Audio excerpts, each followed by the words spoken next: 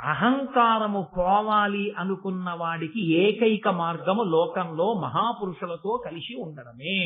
సత్పురుషులతోడి కూడిక వలన అహంకారం అనేటటువంటిది నశించిపోతుంది. అరే వాళ్ళే అన్ని తెలుసున్న వాళ్ళు అంత వినయంగా ఉన్నారు, అంత మర్యాదగా ఉన్నారు, అలా బ్రతుకుతున్నారు, అరే మనం దేనికి అహంకరిస్తాంరా, తప్పు కదా, తెల్లవారు లేస్తే చూస్తున్నామని వాళ్ళని చూసి వాళ్ళతో కలిసి ఉండడం వల్ల మనసు మారుతుంది. అదే విరుగుడు. అదే ఎంత కఠినమైన మనస్సునైనా, ఎంత అహంకారమైన మనస్సునైనా మార్చగలదు అని చిట్ట చివర మనకి ఈ ఏయాతి ఉపాఖ్యానం చేత మనకి తెలియచేస్తూ, చూడండి ధర్మం అని ఒక మాట ఉంది కదా, అహంకారం పట్టుకుని ఉండిపోయిన దేవయాని చివరికి ఏం కోల్పోయిందంటే, ఇంతటి మహారాజుకు భార్య రాజవంశానికి తల్లి కాలేకపోయింది. జనమేజయుడు ప్రశ్న చేస్తే వైశంపాయనుడు మహాభారతాన్ని వివరణ చేస్తున్నాడు. ఆ మహాభారతాన్ని వివరణ చేసేటటువంటి క్రమంలో వేదవ్యాస భగవానుని యొక్క ఆవిర్భావం గురించి నిన్నటి రోజు తెలియచేసి ఉన్నాడు. ఆ తరువాత రాక్షసాంశలలో జన్మించినటువంటి వీరులు, అలాగే దేవతల అంశలలో జన్మించినటువంటి వీరులు, వారిద్దరి గురించి చెప్పి కురుక్షేత్ర యుద్ధం ఎందుకు జరిగిందో, మాట వినకపోవడము అనేటటువంటిది ఎంత దూరం పెడుతుందో, ఆ వినకపోవడం అన్నది కూర్చున్నవాడి యొక్క స్థానాన్ని బట్టి వాడితో పాటు ఎంతమందిని తీసుకెళ్ళిపోతుందో మనకి ఆ మహాభారతంలో మహానుభావుడు వైశంపాయనుడు సంక్షేపంగా వివరించి ఉన్నాడు. అదే తరువాతి కాలంలో కురుక్షేత్ర యుద్ధంలో స్పష్టంగా అర్థం అవుతుంది. మాట వినకపోవడం ఒక దోషం అయితే, మనిషికి సహజంగా అహంకారం ఉండడం ఒక దోషం. ఇది ఎలా ఉంటుందంటే, ఈ అహంకారం అనేటటువంటిది ఉండకూడదు అని చెప్పడం చాలా తేలిక, కానీ సభాముఖంగానూ అహంకారాన్ని పరిత్యజించడం అనేటటువంటిది అంత తేలికైన విషయం మాత్రం కాదు, చెప్పినంత తేలిక మాత్రం కాదు. దానికి చాలా చాలా పరిశీలన ఉండాలి. మీరు ప్రయత్నపూర్వకంగా ఏదో కొన్ని చోట్ల జ్ఞాపకం పెట్టుకుని అయ్యో నేను ఇలా అహంకరించకూడదు అని అంటున్నా, మీరు ఒక గొప్ప కార్యానికి కారకులు అనుకోండి. అయ్యా ఎంత గొప్ప పని చేసావయ్యా అన్నారనుకోండి, కార్యం అంతా అయిపోయాక అసలు దాని గురించి ప్రతిస్పందన మనసు పొందకూడదు. అంటే అవును నేనే కదా చేశాను అన్న పొంగు రాకూడదు. ఎవడో విమర్శ చేశాడు, మీరు ఎంత మంచి పని చేయండి, ఎవడో ఒకడు ఏదో ఒక విమర్శ చేస్తుంటాడు. అది కువిమర్శ, సరి అయిన విమర్శ అని మీరు ఆలోచించడం, అది కువిమర్శ అని మీకు అనిపించింది అనుకోండి, దానికి పెద్ద ప్రాధాన్యత ఇవ్వకుండా ఉండడం. అది సహేతుకమైన విమర్శ అనుకోండి, దాన్ని స్వీకరించడం. అంతవరకు ఉంటే మనని మనం దిద్దుకోవడం అవుతుంది. లేకపోతే ప్రతి చిన్న మాటకి కుంగిపోవడం అనేటటువంటి లక్షణం వచ్చింది అనుకోండి, వాడి జీవితం మృత్పిండం అయిపోతుంది. అంటే కింద పడినటువంటి మట్టి ముద్దలా అయిపోతాడు, ఇక పైకి లేవలేడు. ఈ అహంకారము అనేటటువంటిది చాలా విచిత్రంగా ఉంటుంది. ఇది మనిషి పొంది ఉండడానికి ఇదిగో ఇదొకటి కారణము అని మీరు చెప్పడం కుదరదు. అహంకరించడానికి కారణాన్ని కొత్తగా ఎక్కడి నుంచో తెచ్చుకోవలసిన అవసరం ఏమి ఉండదు. ఏదో ఒకటి వెతుక్కుని ఇదిగో దీనికి నేను అహంకరించచ్చు అనుకుని అహంకరిస్తూ ఉంటాడంతే. ఒకడికి నేను పొడుగ్గా ఉన్నానన్న అహంకారం, ఒకడు పొట్టిగా ఉన్నానన్న అహంకారం, ఒకడికి నల్లగా ఉన్నానన్న అహంకారం, ఒకడికి తెల్లగా ఉన్నానన్న అహంకారం, ఒకడికి చదువుకున్నానన్న అహంకారం, నాకు ఈ చదువు రాలేదని ఒకటి అహంకారం, ఒకడికి డబ్బు ఉందని అహంకారం, ఒకడికి నాకు లేదని అహంకారం.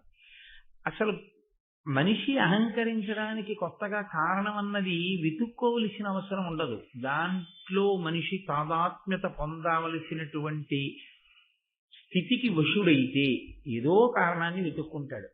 చిత్రం ఏమిటంటే, అన్నిటికన్నా ఆశ్చర్యకరంగా ఉంటుంది. తల్లిలో తండ్రిలో అధికారంలో ఉంటాడు, అందుకని బిడ్డలకు అహంకారం లేదు. భర్త అధికారంలో ఉంటాడు, భార్యకు అహంకారం. భార్య అధికారంలో ఉంటుంది, భర్తకు అహంకారం. తండ్రి గారు చాలా కీర్తి ప్రతిష్టలు వహించిన వాడై ఉంటాడు, అందుకని బిడ్డలకు అహంకారం. భర్త గొప్పవాడని భార్యకు అహంకారం, భార్య చాలా గొప్పది లబ్ధ ప్రతిష్ఠురాలని భర్తకు అహంకారం. పోనీ వీడికి ఏమైనా ఉందా అహంకరించడానికి? నీకు ఇది ఉందా అని అడిగారు అనుకోండి, నీకు ఏ గొప్పతనం ఉందయా అహంకరిస్తున్నావు అని అడిగారు అనుకోండి, మా ఆయన గొప్పవాడు అందుకు అహంకరిస్తున్నాడు. ఏమయ్యా నీకు దేనికయ్యా అహంకారం అన్నారు అనుకోండి, మా ఆవిడ చాలా గొప్పది అందుకు ఈయనకి అహంకారం. కాబట్టి దానికి అర్థం ఏమి ఉండదు. ఈ అహంకారం వల్ల వచ్చేటటువంటి సమస్యలు, ఈ అహంకారం వల్ల వచ్చేటటువంటి ఇబ్బందులు ఒకటి రెండు ఉండవు. అది యథార్థమైనటువంటి వృత్తాంతాన్ని వ్యాసుడు మనకి భరతవంశ క్రమంలో అందచేశారు. దాన్ని నన్నయ్య గారు ఋషితుల్యుడు కనుక ఆంధ్రీకరించి కొన్ని అద్భుతమైనటువంటి అమృతభాండ సమానమైనటువంటి విషయాల్ని మనకు అందించారు. దీన్ని కొంచెం మీరు జాగ్రత్తగా పరిశీలించగలిగితే మనిషిని ఎంతో ఉన్నతికి తీసుకెళ్తుంది, మనిషికి ఒక గొప్ప ఆలంబనాన్ని ఇస్తుంది. అంత తొందరగా ప్రతిదానికి అహంకరించకుండా వినయంతో నిలబడగలిగినటువంటి స్థితిని అందచేస్తుంది. అది చాలా గొప్పగా ఉంటుంది. చంద్రశేఖర పరమాచార్య స్వామి వారు కంచికామకోటి పీఠాధిపత్యం వహించారు. ఆయనకి నడిచే దేవుడు అని పేరు. అంతటి వైభవాన్ని, ప్రపంచవ్యాప్తమైనటువంటి కీర్తి ప్రతిష్టల్ని పొందారాయన. అటువంటి మహాపురుషుడు ఒకానొకప్పుడు ఆయన ఇలా నడిచి వెళ్ళిపోతూ ఉంటే రోడ్డుకి ఇరుప్రక్కలనున్నవారు కూడా నేల మీద పడి ఉండేవారు. ఒకానొక సందర్భంలో అయితే ఆయన ద్రవిడ దేశంలో నడిచి వెడుతుంటే 96 ఏళ్ల వయస్సులో ముందు తొట్టి రిక్షా వెడుతుంటే దాన్ని పట్టుకుని ఆయన నడిచి వెడుతుంటే, తొట్టి రిక్షా ఎక్కకూడదా అని మీరు అడగచ్చు, సన్యాసి వాహనం ఎక్కకూడదు. అందుకని ఆయన నడిచి వెడుతుంటే ఎదురుగా బస్సుల్లో వస్తున్న వాళ్ళు చెప్పులు బస్సుల్లో విప్పేసి రోడ్డు రెండు పక్కల బస్సులు ఆపేసి కిందకి దిగిపోయి రెండు పక్కల ఆయన వెళ్ళిపోయేంత వరకు నేల మీద పడి నమస్కారం చేస్తుండగా ఆయన నడిచి వెళ్ళిపోయేవారు. వెళ్ళిపోయిన తర్వాత బస్సులు వెళ్ళి తమంత తాముగా అన్ని కోట్ల మంది నీరాజనాలు పట్టారు ఆయనకి. అంతటి మహాపురుషుడు ఒకసారి మాట్లాడుతూ అన్నారు, ఇంతమంది నాకెందుకు నమస్కరిస్తారో తెలుసా, నేను శంకరాచార్యుల వారు బట్ట కట్టుకున్నట్టుగా బట్ట కట్టుకుని వేషం కట్టాను, అందుకుని నాకు నమస్కారాలు.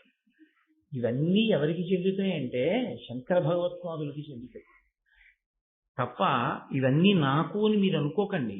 ఈ నమస్కారాలన్నీ శంకరాచార్యుల వారికి. వారు ఎలా సత్యదండం పట్టుకున్నారో అలా, వారు ఎలా కాషాయం కట్టుకున్నారో అలా కట్టుకుని, వారు స్థాపించినటువంటి పీఠానికి నేను ఆధిపత్యం వహించినటువంటి కారణం చేత నాలో శంకరుల్ని చూసి నమస్కరిస్తున్నారు తప్ప ఈ నమస్కారములు నాకు కాదు. అలా అనగలిగినటువంటి స్థితి ఎంతమందికి ఉంటుంది? అది చాలా చాలా గొప్ప లక్షణం.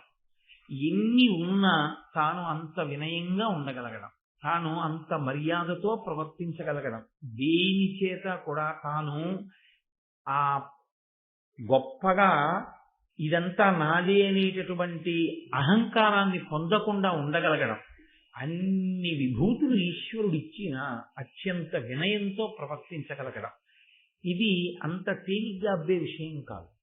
ఇక అహంకారం అంటారా, అది పొంది ఉండడానికి ఏమీ నేర్చుకోక్కర్లేదు, ఏమీ తెలియకపోవడమే అహంకారం పొంది ఉండడానికి ప్రధానమైనటువంటి కారణం. అన్నీ తెలిసి నాకు అణిగిమడిగి పడుంటుంది, ఏమీ నాకు ఎగిరిగిరి పడుతుంది అని మనకి తెలుగులో ఒక సామెత. అలా చాలా అద్భుతమైనటువంటి గాథ. నిజంగా మనుష్యుడిగా పుట్టినటువంటి ప్రతి వాడు మహాభారతంలో చదివి తెలుసుకుని అనుష్ఠానంలోకి తెచ్చుకోవడానికి ఆదర్శంగా తీసుకోవలసినటువంటి గాథ.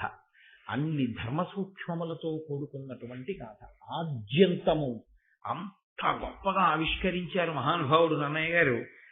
మీరు ఆ కథాక్రమాన్ని పరిశీలనం చేదురు గాని, నేను నిన్నను ఆ కథ ప్రారంభం చేసి ఉన్నాను. బృహస్పతి కుమారుడు కచుడు, శుక్రాచార్యుల వారి కుమార్తె దేవయాని. శుక్రాచార్యుల వారు రాక్షసరాజైనటువంటి వృషపర్వుడికి మంత్రి. బృహస్పతి కుమారుడైనటువంటి కచుణ్ణి దేవతలందరూ ప్రార్థన చేశారు, నువ్వు త్రికరణ శుద్ధిగా గురువుని సేవించు. గురువు దగ్గర మాయోపాయంతో విద్య నేర్చుకోమని పంపించడం కొన్ని కోట్ల జన్మలు నశించిపోని పంపించడం. మాయోపాయంతో గురువు దగ్గర విద్య నేర్చుకోకూడదు. కాబట్టి గురు శుశ్రూష చేసి నేర్చుకో. ప్రధానంగా శుక్రాచార్యుల వారి దగ్గర ఏం తెలుసుకోవాలంటే మృత సంజీవని విద్య తెలుసుకో. ఆయన దగ్గర ఆ విద్య ఉన్న కారణం చేత చనిపోయిన వాళ్ళని బ్రతికిస్తున్నాడు శుక్రుడు. మనకి అలా బ్రతికించగలిగినటువంటి ఆ మంత్రశక్తి లేదు. ఆ కారణం చేత రాక్షసుల చేతిలో మడిసిపోయిన దేవతలు మళ్ళీ ప్రాణం పొందే అవకాశం కలగట్లేదు. కాబట్టి గురువుని సేవించి నువ్వు ఆ విద్య నేర్చుకో. ఆయన వెళ్ళి అదే చెప్పాడు, నేను బృహస్పతి కుమారుణ్ణని చెప్పాడు. అంతే గౌరవించాడు శుక్రాచార్యుల వారు. ఆదరించాడు, దగ్గర కూర్చోబెట్టుకున్నాడు, చదువు నేర్పుతున్నాడు. ఇక్కడ విచిత్రం ఒకటి ఉంది. ఇంత చదువుకున్నవాడైనా, ఇంత తపోనిష్టా గరిష్ఠుడైనా, అటువంటి మృత సంజీవిని విద్యని వశం చేసుకున్నవాడైనా, ఇంత ప్రతిష్ట పొందినవాడైనా, దేవగురువు బృహస్పతి ఎటువంటి వాడో తాను అటువంటి వాడైనా, శుక్రాచార్యుల వారికి అధిగమించలేని బలహీనత ఒకటి ఉంది. ఏమిటా బలహీనత అంటే ఆయనకు ఒక్కతే కూతురు దేవయాని. ఆయన ఆ దేవయాని మనసు గాయపడడాన్ని కించిత్ ఇష్టపడడు. దేవయాని ప్రీతి చెందితే శుక్రాచార్యుల వారు చాలా రెట్లు ప్రీతి చెందుతారు. దేవయాని ప్రీతి పొందకపోతే శుక్రాచార్యుల వారు ప్రీతి పొందారు. కాబట్టి ఇప్పుడు శుక్రాచార్యుల వారి దగ్గర మృత సంజీవని పొందాలంటే దేవయాని ప్రీతి కూడా పొందాలి. అయితే ఇక్కడ ఒక ధర్మ సూక్ష్మాన్ని మీరు గమనించవలసి ఉంటుంది. అలాగే ప్రవర్తించాడు కచుడు.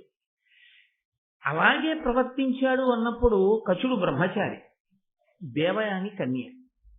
ఆయన ఆమెని అంతగా సేవిస్తే, అంతగా దగ్గరైతే, వాళ్ళిద్దరి మధ్య ఏర్పడేటటువంటి ఆ అనురాగము, ఆ ఇద్దరి మధ్య ఏర్పడేటటువంటి ప్రేమ చివరికి ఏ స్థితిని పొందాలి అన్న విషయంలో ఎవరికి ఉండేటటువంటి నియమాల చేత వాళ్ళు సంస్కారాన్ని పొంది ఉంటారు. యువతలి వారు అవతల వారిని ఏ కారణం చేత అలా చూస్తున్నారు అన్నదాన్ని బట్టి దగ్గరగా ఉన్న హృదయములు పవిత్రంగా ఉంటాయి. అలా చూడడం చేత కాకుండా చూడడంలో దోషం ఏదైనా ఉంటే ఇవి వేరు పరిణామాలకి దారితీస్తాయి. అదే జరిగింది ఈ కథలో. అది ఎందుకు వచ్చిందో వివరణ చేస్తున్నారు మనకి నన్నయ్య గారు. కచుడు బాగా బృహస్పతిని, బాగా శుక్రాచార్యుల వారిని, దేవయానిని సేవించినటువంటి కారణం చేత చాలా ప్రీతి పొందుతున్నాడు శుక్రాచార్యుల వారు ప్రతిరోజు. ఈయన ప్రీతి ఎక్కువైపోతే ఏదో ఒక రోజున మృత సంజీవని విద్యని ఉపదేశం చేసేస్తాడు గురువుగారు.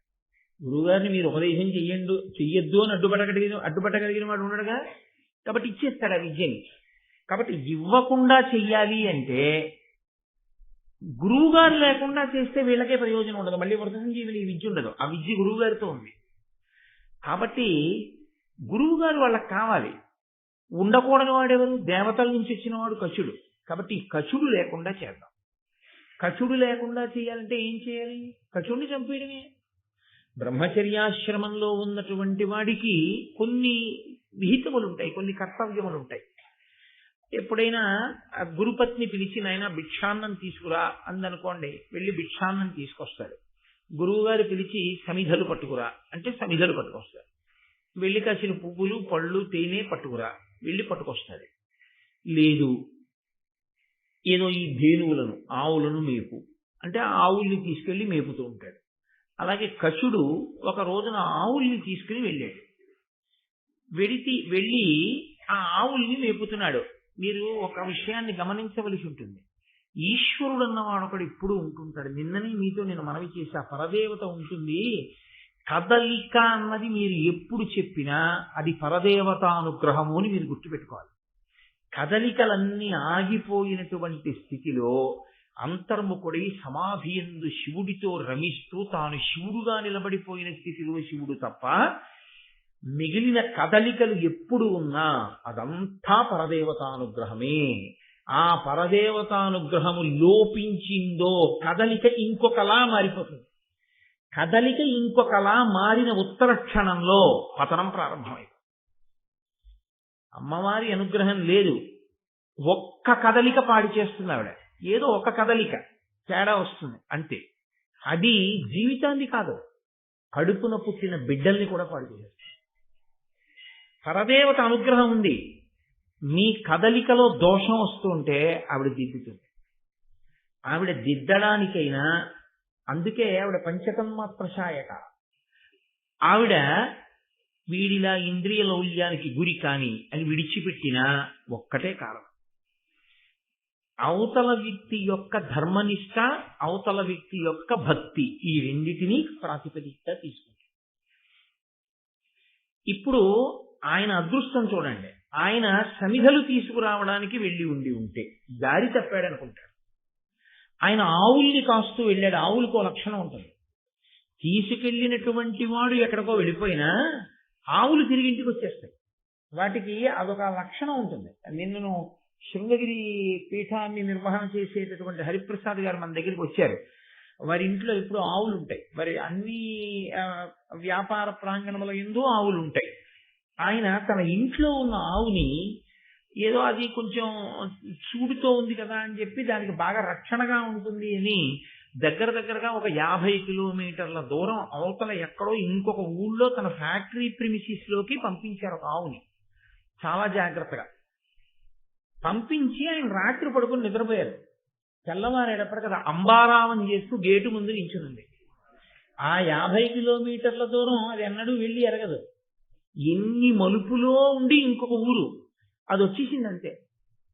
ఎలా వచ్చేసింది రాత్రికి రాత్రి అంటే ఆవులకి ఆ లక్షణం ఉంటుంది. అవి యజమాని దగ్గరికి వచ్చేస్తాయి. అవి అంత కష్టపడి వచ్చేస్తాయి.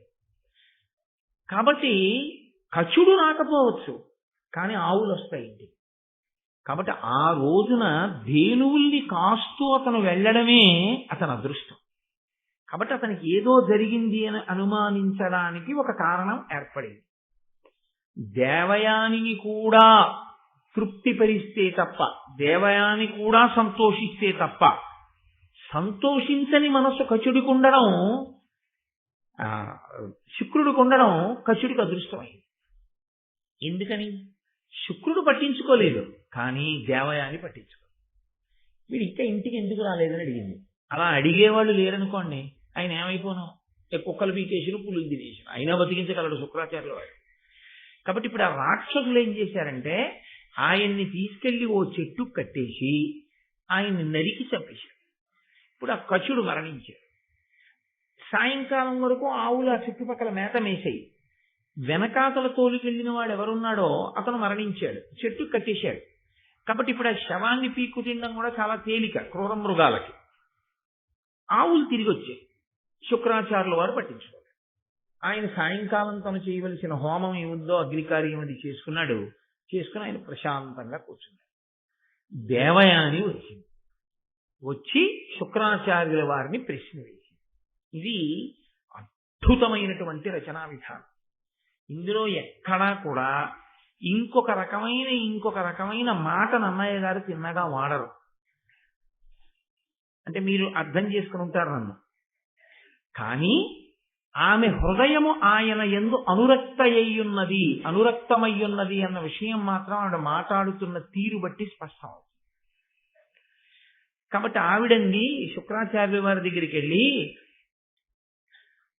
వాడిమయాఖముల్ కలుగువాడ పరాంబుది గ్రుంకే ధేనువుల్ నేడిట వచ్చే ఏకతమ ఇష్టమయిన్ భవదగ్నిహోత్రముల్ పోడిగ వేల్వగాబడి ప్రొద్దును పోయి కచుండు నెనియున్ రాడు వనంబులోన మృగరాక్షస పన్నగ బాధనొందెనో.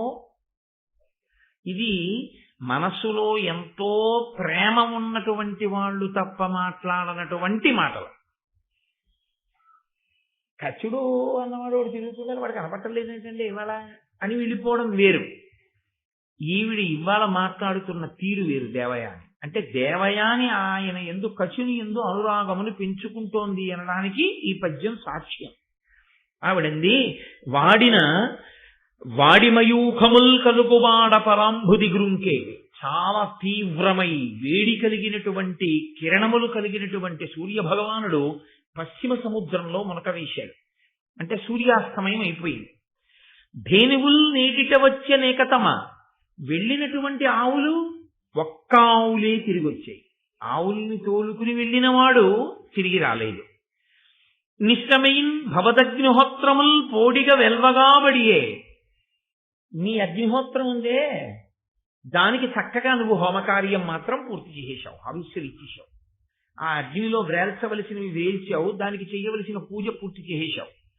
అంటే అందులో ఒక చిన్న దెప్పి పొడుపు ఉంది, నువ్వు పట్టించుకోలేదు, కచుడు రాలేదన్న విషయాన్ని నాన్న. కాబట్టి నువ్వు సాయంకాలం చేయవలసిన పని చేసేసావు, అగ్నికార్యం అయిపోయింది. కచుండు నినియున్ రాడు, కచుడు మాత్రం తిరిగి రాలేదు. అంటే ఆవిడికి ఎంత ఆందోళన ఉందో చూడండి ఆయన రాకపోవడం మీద. కచుండు నినియున్ రాడు వనంబులోన మృగరాక్షస పన్నగ బాధనుందెనో. వనంలో అరణ్యంలో మృగముల వలన కాని, రాక్షసుల వలన కాని, పాముల వలన కాని ఏమైనా బాధ పొందాడో ఏమో. కాబట్టి నాన్నగారు కచుడు రాలేదు, నాకు చాలా ఆందోళనగా ఉంది అన్నారు. అంటే వెంటనే దేవయాని ఏదైనా ఒక మాట అంటే దానికి చాలా ప్రాధాన్యత ఇస్తాడు శుక్రాచార్యుల వారు. ఆయనకున్న తన కూతురు మీద ఆయనకున్నటువంటి అభిమానము అవధి లేనిది, అంత ప్రేమ కలిగినటువంటి వాడు. అది తండ్రితనానికి దోషమా అంటే దోషమని చెప్పలేం, కానీ అంతటి మహాతపస్వికి అంత హద్దులేని ప్రేమ ఉండడం ఆశ్చర్యకరం. కాబట్టి ఇప్పుడు ఆ శుక్రాచార్యుల వారు ఒక్కసారి దివ్య దృష్టితో, నేను మీతో మనవి చేశాను, ఈ నేత్రం మనకు ఒక లక్షణం ఉంటుంది, ఇది కొంత దూరం మాత్రమే చూస్తుంది, మాంసనేత్రం. అంతకన్నా దూరం చూడగలిగినవి కొన్ని ఉంటాయి, వాటిని తపస్సంపత్తి చేత పొందినటువంటి దృష్టి అంటారు. అప్పుడు ఈ కన్ను మూసేస్తారు, ఆంతరనేత్రాన్ని తెరిచి చూస్తారు. చూసినప్పుడు వాళ్ళు ఇలా నేను చూస్తే ఎలా చూస్తానో అలా వాళ్ళు చూడగలరు, ఆ శక్తి ఉంటుంది. అలా ఉంటాయా అండి? నీకు లేదని ఎవడికో లేదని నువ్వు అనకూడదు. నువ్వు చేయలేదుగా అలా తపస్సు, నువ్వు అలా చేసి ఉంటే నీకు వచ్చి ఉంటే. నువ్వు చెయ్యకుండా అన్నం తింటే ఆకలి తీరుతుందా అండి అని నువ్వు అన్నం తిననప్పుడు అడుగుంటావు. నువ్వు ఇప్పుడు తిన్నావు కాబట్టి నువ్వు ఇప్పుడు అలా అడగవు. నువ్వు ఓసారి అంత గొప్ప తపస్సు నువ్వు చేసి ఉంటే ఈ ప్రశ్నను వెయ్యవు. ఈ ప్రశ్న వెయ్యకుండా అది మూఢనమ్మకం అనడం నీ అజ్ఞానానికి పరాకాష్ఠ. కాబట్టి ఇప్పుడు ఆయన లోదృష్టితో, ఆంతరదృష్టితో ఒక్కసారి లోకం అంతా చూశాడు. ఎక్కడున్నాడు కచుడు? ప్రధానంగా అరణ్యమే కదండి, ఆ ధేనుగుల్ని తీసుకెళ్ళింది, కనపడలేదు. ఏమిటా అని బాగా పరిశీలనంగా చూస్తే ఓ చెట్టుకి కట్టబడినటువంటి శవం కనపడింది. ఆయన అన్నాడు, చంపేశారమ్మా, రాక్షసులు కచుడిని చంపేశారు అసూయ చేత. అదిగో ఆ చెట్టు దగ్గర ఉందమ్మా శవం అన్నాడు. వెంటనే దేవయాని చాలా బాధపడిపోయింది. అలా కాదు నాన్నగారు, బ్రతికించాలని. ఆయన తన విద్యని స్మరించాడు, మృత సంజీవని స్మరించి. అంటే ఎంత చెప్పు చేతల్లో ఉంటాయో చూడండి ఆ శక్తులు. ఒకసారి వశం అయిపోతే అది పెద్ద విశేషం కాదండి. ఒక కుక్క వశం అయితే మీరు బంతి అలా విసిరి పట్టరా అంటే పట్టుకొస్తుంది వెళ్ళి, మీరు రాత్రి పడుకుంటే తిరుగుతూ కాపాడు. ఒక పెద్ద పులి, సహజంగా క్రౌర్యం ఉన్నటువంటి పులి, ఇదిగో ఈ వలయంలోంచి దూరు అంటే దూరుతుంది అలవాటు చేసి. ఒక దివ్యమైనటువంటి శక్తిని పొందినవాడు ఆ శక్తిని వెళ్ళి ఇది చెయ్యి అంటే ఆ శక్తి ఆయనకి ఎందుకు వశమై పనిచేయదని మీరు అనుకుంటున్నారు. కాబట్టి పని చేస్తుందంటే. కాబట్టి ఆయన మృత సంజీవని విద్యని పిలిచి అన్నాడు, నువ్వు వెళ్ళదిగో చెట్టుకు కట్టబడినటువంటి కచుణ్ణి స్పృశించి ఆయన్ని మళ్ళీ పునరుజ్జీవితుణ్ణి చెయ్యి. ఇప్పుడు ఆ విద్య వెళ్ళి ఆయన్ని స్పృశించింది, ఆయన మళ్ళీ బ్రతికాడు. కచుడు తిరిగి వచ్చేసాడు. చాలా సంతోషించాడు కచుడు, మహానుభావుడు నన్ను బ్రతికించాడు. పైకి ఈ మాట అనకపోయినా లోపల చాలా సంతోషించింది దేవయాని. అమ్మయ్యా కచుడు బ్రతికాడు. పగ పెరిగింది రాక్షసులకి. వీళ్ళ సాధ్యం కొలా వీడిని చంపేశానరా, వీడిని చంపేస్తే శుక్రాచార్యుల వారు మళ్ళీ ఆ మృత సంజీవని విద్యని పంపి బతికించారు. కాబట్టి ఎవరి ఆలోచనలు వాళ్ళకు ఉంటాయి కదండి. వాళ్ళందరూ సమావేశమయ్యారు. శవం దొరికితే బతికించాడు. కాబట్టి అసలు శవం దొరకకుండా ఉండాలి. మన గురువు గారి దగ్గర శక్తి బూది చేసేసి ఎక్కడన్నా పెట్టినా బతికిస్తారు మళ్ళీ. కాబట్టి ఇక బతికించడానికి అవకాశం లేకుండా చేయాలంటే ఏం చేయాలి? బూది చేసి గురువు గారి కడుపులోకే పంపించేయాలి. పంపించేస్తే ఇప్పుడు వాడిని బతికిస్తే మృత సంజీవని విద్యని పంపించి వాడు బయటికి రావాలిగా. కడుపులో ఏనాలు పెట్టి కూర్చుంటాడు, బయటికి రావాలి. వాడు బయటకు వస్తే గురువుగారు తెచ్చుకుంటారు. అందుకని గురువుగారికి బతికించాడు. కాబట్టి గురువుగారి కడుపులోకే పంపించేయాలంటే ఈ మాట వాడిని చంపి కాల్చి బూది చేసి గురువుగారు పుచ్చుకునేటటువంటి మద్యంలో కలిపి పట్టించాడు. మద్యానికి మత్తు ఎక్కించే లక్షణం ఉందిగా, అందులో ఏమిటి అంత బూది వస్తోంది ఏమిటి, అది అలా ఉంది ఏమిటి ఆలోచించారు. మొదటి గుటకలోనే మత్తు ప్రారంభమై తాగేస్తారు అని వాళ్ళు ఏం చేశారంటే కచుణ్ణి కాల్చి ఆ శవాన్ని బూది చేసి ఆ బూది తీసుకెళ్లి శుక్రాచార్యుల వారు తాగేటటువంటి మద్యంలో కలిపి ఆయనకి ఇచ్చారు. ఆయన పుచ్చేసుకున్నారు. అంటే దీన్ని బట్టి ఒక విషయం స్పష్టము అని తెలుస్తోంది. అప్పటి వరకు బ్రాహ్మణులు కూడా మద్యం సేవించేటటువంటి అలవాటు ఉందన్నమాట. కాబట్టి ఇప్పుడు అడవికి పువ్వులు తేరగబడి నరిగిన కచుని చంపి వారక ధనుజుల్ పడవుసెడ కాల్చి సురతో పడయకయ బూది శుక్రు త్రావించి రొగిన్. పువ్వులు తేవడానికి అరణ్యానికి వెళ్ళినటువంటి కచుణ్ణి చంపేసి కాల్చేసి బూది చేసి సురలో కలిపి శుక్రాచార్యుల వారితో తాగించేశారు. తాగించేస్తే మళ్ళీ చీకటి పడిపోయింది. మళ్ళీ రాలేదు. మళ్ళీ రాకపోతే పట్టించుకునేవాడు ఎవరు? దేవయాని ఒక్కటే. అలా అసమానం అతని గురించి ఆలోచించి అతను వచ్చాడో లేదో అంటే అర్థం ఏంటి? పగలంతా ఆవిడ రాత్రి ఎప్పుడు వస్తాడని ఎదురు చూసుకుంటుందని. అంటే దాని అర్థం ఒక కన్యకి ఎటువంటి లక్షణం ఏర్పడింది అంటే అది ఖచ్చితంగా అనురాగ సంబంధమై ఉన్నది. కాబట్టి ఇప్పుడు ఆవిడ సాయంకాలం అయింది, అడిగింది. అడిగితే ఆయన అన్నాడు చాలా తేలిగ్గా, అమ్మ ఏముంది పెద్ద విచిత్రం, రాక్షసులు మళ్ళీ చంపేసుంటారు అని మళ్ళీ బతికించమంటుందేమో గొడవని చెప్పి ఆయన అన్నాడు ఉత్తమగతులు పొందుతాడులేమ్మా, ఆయన బ్రహ్మచర్యం ఆయన విధి ఆయన పాటించాడుగా, చంపిన వాళ్ళు పాడవుతారేమో కానీ ఆయనకి ఉత్తమగతులకి వెళ్ళిపోయి ఉంటాడులే, వెళ్ళు అన్నాడు. ఆవిడంది నేను అన్నం ముట్టను ఏమనుకుంటున్నావు, అన్నం కూడా తిన్నావు కచుడు లేకపోతే అంటే ఇంకా వేరే చెప్పాలా? ఈ రోజుల్లో వాడేటటువంటి భాష ఏది ఉందో అది కచుడికి దేవయానికి మధ్య దేవయాని వైపు నుంచి అంకురారోపణం జరుగుతోంది అన్న విషయాన్ని నేను చెప్పాలేమిటి కొత్తగా? సిద్ధాస్తులమే కాబట్టి మనం దాన్ని తెలుసుకోగలం.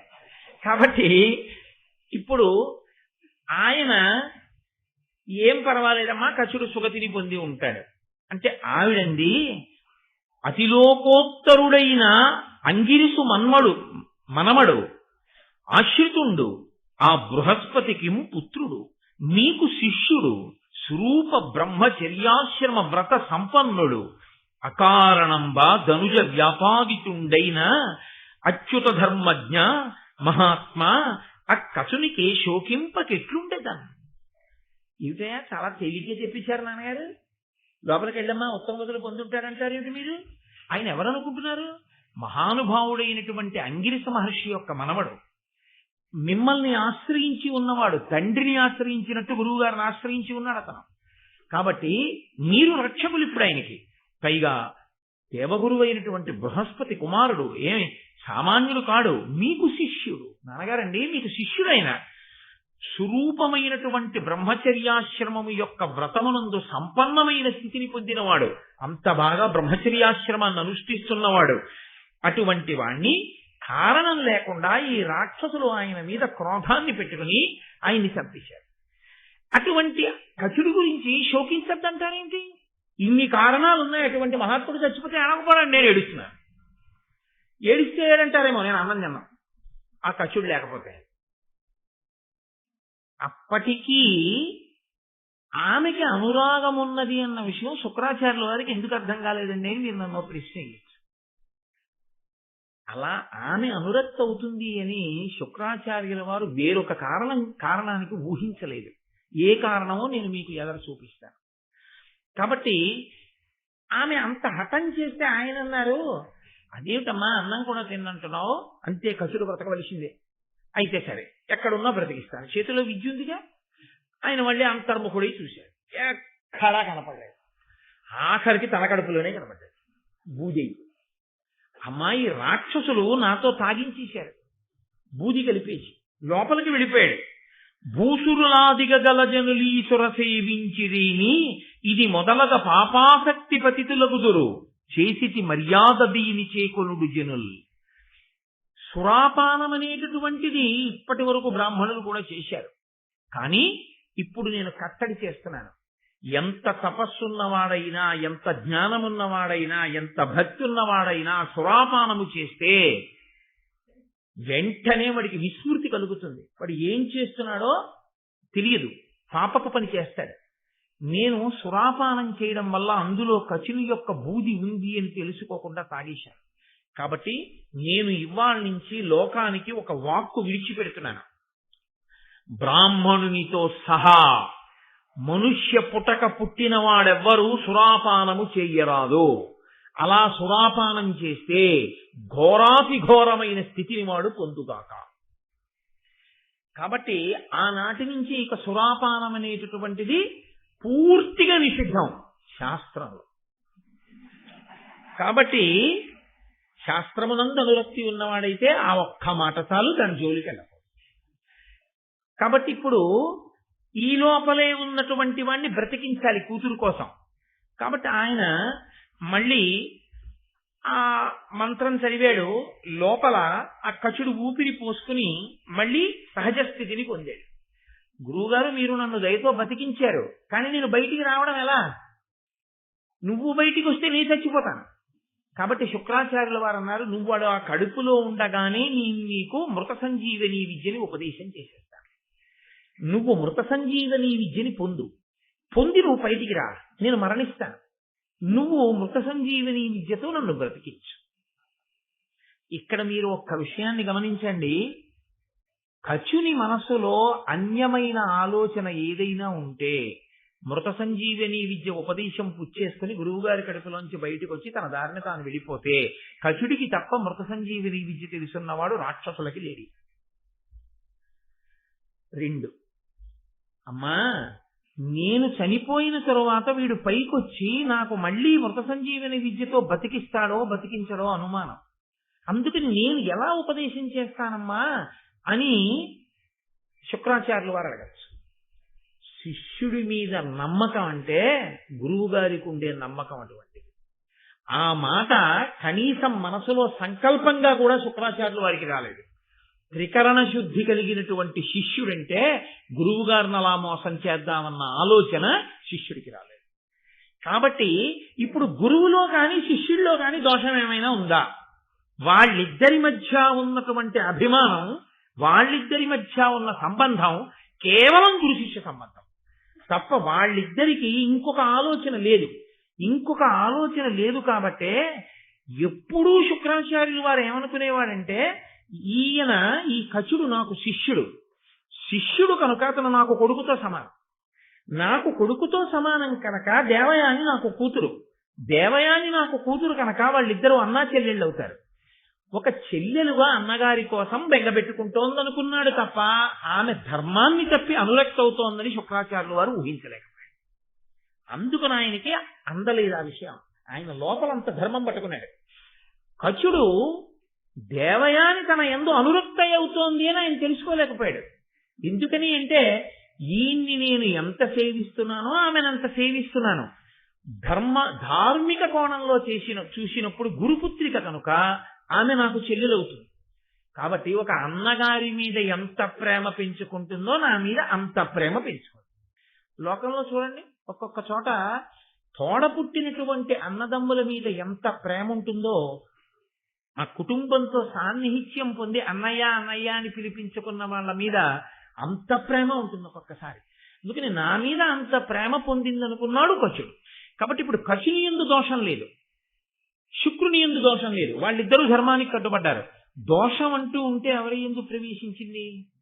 ధర్మం తప్పి అనురక్త అవ్వడం అనేటటువంటి దోషం ఒక్క దేవయాని ఎందే పుట్టి. ఇప్పుడు ధర్మ వైక్లభ్యం అంటూ ఏదైనా జరిగితే అది దేవయాని వల్లే జరిగింది. ఇది ఒకరు చెప్తే వినే గుణం అయితే బాగుండుండేది.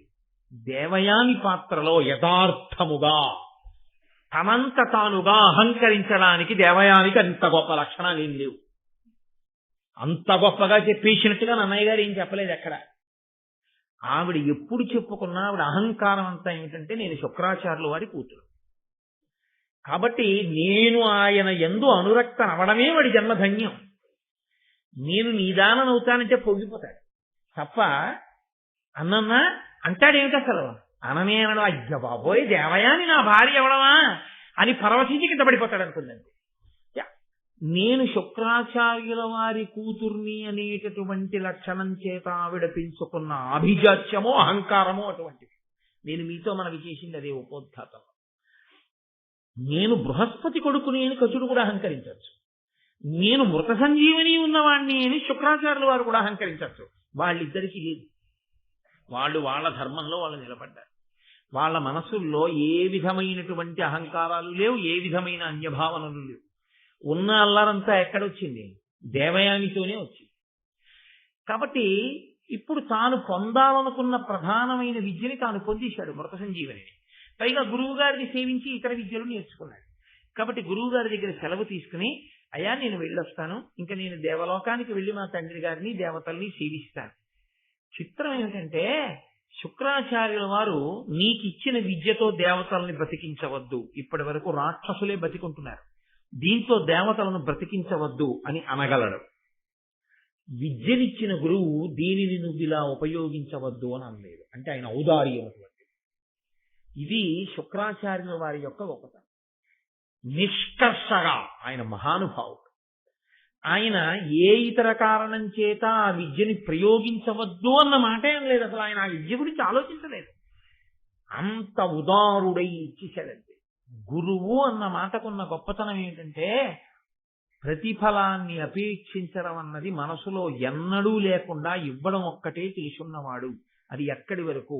తాను ఎంతో తపస్సు చేసి నేర్చుకున్నటువంటి విద్యల దగ్గర నుంచి, ఉపాసన బలం దగ్గర నుంచి శిష్యుల అభ్యున్నతి కొరకు ధారపోసేస్తాడు తప్ప తనకి ఈ ప్రతిఫలం ఉండాలని కోరుకున్నవాడు గురువు కానే కాడు. ఇలా ఎందుకు చేశారు అని అడిగారనుకోండి, అలా చెయ్యకుండా ఉండలేక. పొద్దున్నే పేపర్ ఎందుకు చదువుతారండి అన్నారు అనుకోండి, అలా చదవకుండా ఉండలేక. కాఫీ ఎందుకు తాగుతారండి అని అడిగారు అనుకోండి, కాఫీ తాగకుండా ఉండలేక. ఎందుకంటే మీరు అంత కష్టపడి నేర్చుకున్నవన్నీ అలా ధారపోసేస్తారు, అలా ధారపోయకుండా ఉండలేక. అది ఆయన మనస్థితి. అది కోట్ల కోట్ల మందిలో ఒక్కడికి ఈశ్వరుడు ఇస్తాడు. అది సుసంపన్నమైనటువంటి హృదయం. అది గురుత్వము అని పేరు దానికి. కాబట్టి శుక్రుడు మహానుభావుడు. కాబట్టి ఆయన ఏమీ నియమనం చేయలేదు, ఈ విద్యని ఎందుకు వాడవద్దు అని ఆయన ఏమనలేదు. ఆయన ఏ విధమైన స్వార్థం మనసులో పెట్టుకోలేదు. ఈయన్ని ఎంత గౌరవించాడో దేవయానిని కూడా అంతే గౌరవించాడు. కాబట్టి గురువు గారి దగ్గర సెలవు తీసుకుని దేవయాని దగ్గరికి వెళ్ళాడు. ఆవిడ దగ్గర కూడా సెలవు తీసుకుని వెళ్ళిపోదాం, అదొక మర్యాద కదా, ఆవిడికి కూడా చెప్పి వెళ్ళిపోతే మర్యాదగా ఉంటుంది అని వెళ్ళాడు. వెళ్ళి నేను బయలుదేరుతున్నాను దేవయాని, స్వర్గలోకానికి మళ్ళీ వెడుతున్నాను, అక్కడి నుంచే కదా వచ్చాను చదువుకోవడానికి. గురువు గారి అనుగ్రహంతో చదువు పూర్తయిపోయింది, మృత సంజీవిని విద్య కూడా నాకు వశమైంది అని చెప్పాడు. అంటే దేవయానంది, నీవును బ్రహ్మచారివి, వినీతుడవు, నేనును కన్యకను, మహీదేవ కులావతంస రవితేజ, వివాహము నీకు నాకు మున్ భావజ శక్తి నైనయది, పన్నుగనన్ను పరిగ్రహింపు సంజీవని తోడ శుక్రుదయన్, చెయ్యుము నాకు ప్రియంబు నావుడన్. ఎంత అహంకారం ఉందో చూడండి ఆ మాట. ఆవిడంది, నీవును బ్రహ్మచారివి, ఓ కచుడా నీవు బ్రహ్మచారివి, నేను కన్యని. మనిద్దరి మధ్య, ఆవిడ దృష్టిలో వాళ్ళిద్దరి మధ్య ఉన్న అనుబంధం అంతే. ఆయన బ్రహ్మచారి, ఈవిడ కన్యక. ఆయనకి తర్వాత భార్యాస్థానంలోకి ఒక స్త్రీ కావాలి, ఈవిడికి భర్తృస్థానంలోకి పురుషుడు కావాలి. కాబట్టి నీకు ఒక అవసరం ఉంది, నాకు ఒక అవసరం ఉంది, ఇది గుర్తు చేస్తాం. కాబట్టి మహీదేవ కులావతంస రవితేజ, సూర్యుడంత తేజస్సు కలవాడా, మహానుభావుడా, భూమి యందు పుట్టినటువంటి గొప్ప దేవతాశ్రేష్ఠుడా, అటువంటి వాడివి, వివాహము నీకు నాకు మున్ భావజ శక్తినైనయది. ఎంత పెద్ద మాట వేసేసిందో చూడండి. ఇప్పుడు కొత్తగా నన్ను పెళ్లి చేసుకోని నేను నిన్ను అడగట్లేదు. ఎంత అహంకారం! నీకు నాకు పెళ్లి ఎప్పుడూ అయిపోయింది.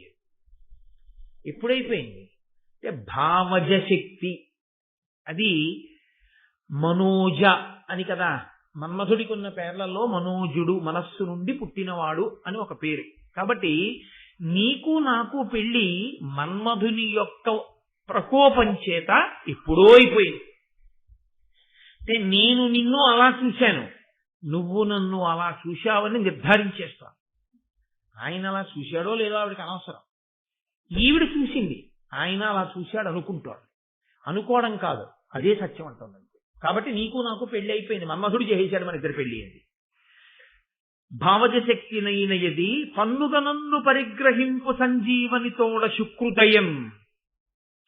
శుక్రాచార్యుల వారి యొక్క దయతో 2 పుచ్చుకో. 1 మృత సంజీవని, 2 నీ అదృష్టం, నన్ను కూడా పుచ్చుకో. తప్ప అంతటి మహానుభావుడు తనకి భార్య అవ్వాలన్న వినయమీ లేదు ఆవిడికి. నేనా ఆయనకి భార్యనవడం ఆయన అదృష్టం అనుకుంటాను.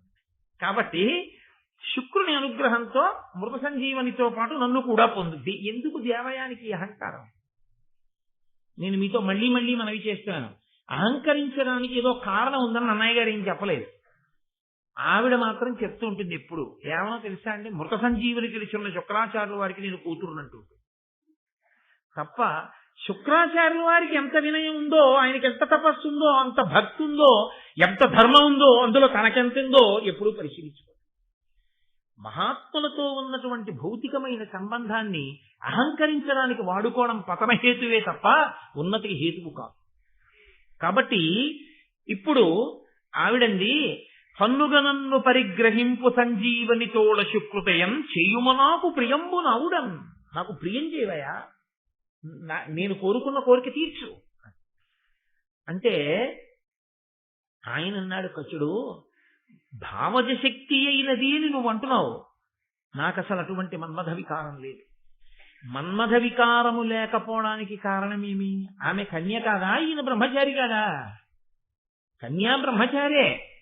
కానీ ఇక్కడ మీరు ఒక పెద్ద ధర్మ సూక్ష్మాన్ని జాగ్రత్తగా పరిశీలనం చేయవలసి ఉంటుంది. మనసుకి మన్మథ ప్రచోదనం అనేటటువంటి లక్షణము ఉంటుంది, అది సహజం. కానీ దానికి విరుగుడు కూడా ఉంది లోకంలో. అమ్మా అని మీరు పిలిచారనుకోండి, అమ్మా అని పిలిచినప్పుడు మీ కన్నుల ఎదుట ఉన్నటువంటి స్త్రీలో మీకు కామాక్షి కనపడింది అనుకోండి. కంచిలో దేవాలయంలో కూర్చున్న నా తల్లి ఉందే, ఆమెయే ఇదిగో ఈ రూపంతో నా ఎదురుగుండా ఉంది అని నేను భావన చేసి అమ్మా అని మాట్లాడాను అనుకోండి. అమ్మా అని నేను అలా భావన చేసి మాట్లాడిన ఉత్తర క్షణంలో పొంగుతున్న పాల మీద నీళ్లు, అంతకన్నా ఇంక నేను దాని వివరణ చేయగలను. అది ఒక పవిత్రమైనటువంటి ఆలోచన సరళి చేత మనసు తప్పుడు మార్గాన్ని పట్టకుండా నియంత్రించుకోగలిగినటువంటి స్థితిని పొందుతుంది. మన్మధుని యొక్క బాణము, ఆ తాపము కచుని ఎందుకు కలగలేదు? ఆయనకి ధర్మాన్ని పట్టుకున్నాడు. మా గురువుగారు అమ్మాయి కాబట్టి నాకేమవుతుంది? చెల్లెలు అవుతుంది. నా చెల్లెలు అన్న భావన కలిగిన నాడు ఇంకా ఆయన బ్రహ్మచారి అయితే మాత్రం ఆయనకి మన్మథ తాపం ఎందుకు కలుగుతుంది? ఇక కలిగే అవకాశం లేదు. కలగలేదు ఎందుకని అంటే, ఈయన మా నాన్నగారి శిష్యుడు కాబట్టి మా నాన్నగారికి కొడుకుతో సమానం, నాకు అన్నయ్యతో సమానం అన్న భావన దేవయానికి లేదు. ధర్మం తప్పింది ఎవరైనా ఉంటే దేవయాని. తాను ధర్మం తప్పి మనిద్దరికీ మన్మధుని యొక్క ప్రచోదనం చేత పెళ్ళయిందని నిర్ధారించడం ఎంత ధర్మం, ఎంత దోషభూయిష్టమైనటువంటి మాట తీరది. కాబట్టి ఇప్పుడు కచుడు చాలా మర్యాదగా మాట్లాడాడు. ఆయన అన్నాడు, తప్పు, నాకు అటువంటి వికారం లేదు, నేను ఎన్నడూ నిన్న ఆ భావనతో చూడలేదు. ఎంత అద్భుతమైన మాట అండి అది. ఆ భావన నాకు లేదు, నేను బ్రహ్మచారినేనే. ఎందుకంటే నీ యందు నాకు చెల్లెలి భావన ఉంది. చెల్లెలి భావన ఉన్ననాడు పక్కన వేరొక భావన కలిగే అవకాశం లేదు అసలు. కాబట్టి అలా చెల్లెలి భావన నేను కృతకంగా సృష్టించుకున్నది కాదు, ఆ అనుబంధం ఉంది గురుపుత్రికగా నీకు నాకు. కాబట్టి గురులకు శిష్యులు పుత్రులు. గురువుగారి శిష్యుడు అంటే సంప్రదాయంలో మంత్రోపదేశాన్ని పొందడమో, విద్యని గురువు గారి దగ్గర కూర్చుని నేర్చుకుని సంజీవని మంత్రోపదేశం పొందాడు అంటే ఉపదేశం పొందాడు కాబట్టి సంప్రదాయ శిష్యుడు. సంప్రదాయమునందు శిష్యుడయ్యాడు అంటే ఉత్తర క్షణంలో వారికి వీరికి మధ్య ఉన్న సంబంధం తండ్రి కొడుకుల సంబంధం అవుతుంది ఉపదేశం పొందితే. కాబట్టి ఇప్పుడు గురులకు శిష్యులు పుత్రులు. గురువు గారు శిష్యుల్ని పుత్రులుగానే భావన చేస్తాడు, బిడ్డలుగానే భావన చేస్తాడు తప్ప గురువుకి అంతకన్నా ఇంకొక భావ వికారం ఎన్నడూ ఉండదు. ఆడవారైనా మగవారైనా తన బిడ్డలుగానే భావన చేస్తాడు. కాబట్టి నేను నీ తండ్రికి పుత్రుడు లాంటి వాడిని. పైగా నేను ఉపదేశం పొందాను, మృత సంజీవిని విద్యని పొందాను ఆయన దగ్గర. పరమార్థమ లోక ధర్మ పథం ఇది. ధర్మంలో ఇదే మార్గం అంతే. గురువుగారు తండ్రి, నేను కొడుకు. దీనిని పరికింపక ఈ పలుకులు తరుణి గురుపుత్రి నీకు తగునే పలుకం. ఓ తరుణి, ఓ గురుపుత్రి, నేనాయనికి శిష్యుణ్ణి కొడుకునైతే నువ్వేమవుతావో నేను చెప్పక్కర్లేదు. నేనాయన కొడుకుని అని ఊహించుకున్న రోజునే నిన్ను నేను ఏ కోణంతో చూశానో నీకు అర్థమయ్యింది. కాబట్టి అలా అనకూడదు, తప్పు. కాబట్టి అమ్మా, నాకు నువ్వు చక్కగా అనుమతిని ప్రసాదించు, నేను స్వర్గలోకానికి వెళుతున్నాను. ఆవిడికి ఎక్కడ లేని కోపం వచ్చి నా మనసుని గాయపరచి వెడుతున్నావు కనుక అసలు ఏ మృత సంజీవని కొరకు నువ్వు ఇక్కడికొచ్చి ఇంత కష్టపడి మా నాన్న శుశ్రూష నాకు సేవలు చేసి దాన్ని పొందావో అది నీకు ఫలించకుండుగాక అని చెప్పించి. ఆయన అన్నాడు, నాకు ఫలించకపోతే ఫలించకపోవచ్చు.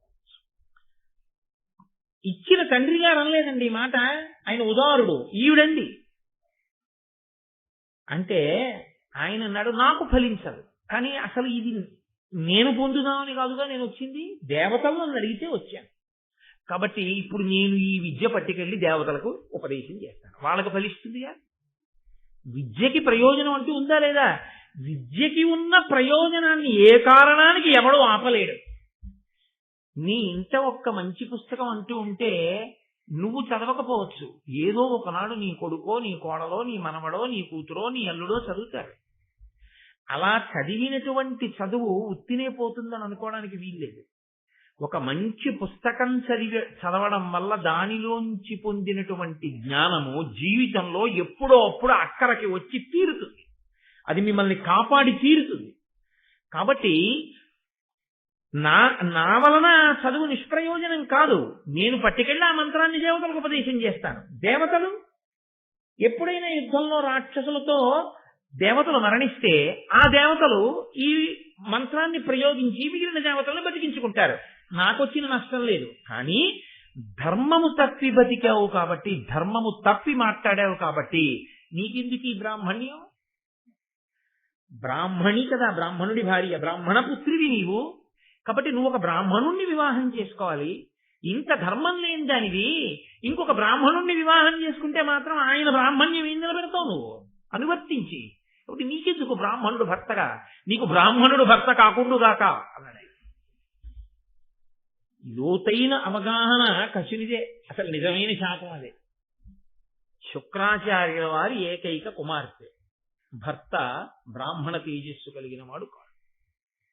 కాబట్టి ఆమెకి బ్రాహ్మణుడు వినా ఇంకొకడు దొరకాలి. ఇందులో నేను లోతుపాతులు స్పృశించను, కానీ ఎందుకంటే ఎలాగో వస్తే అక్కడ చెప్పవలసి ఉంటుంది.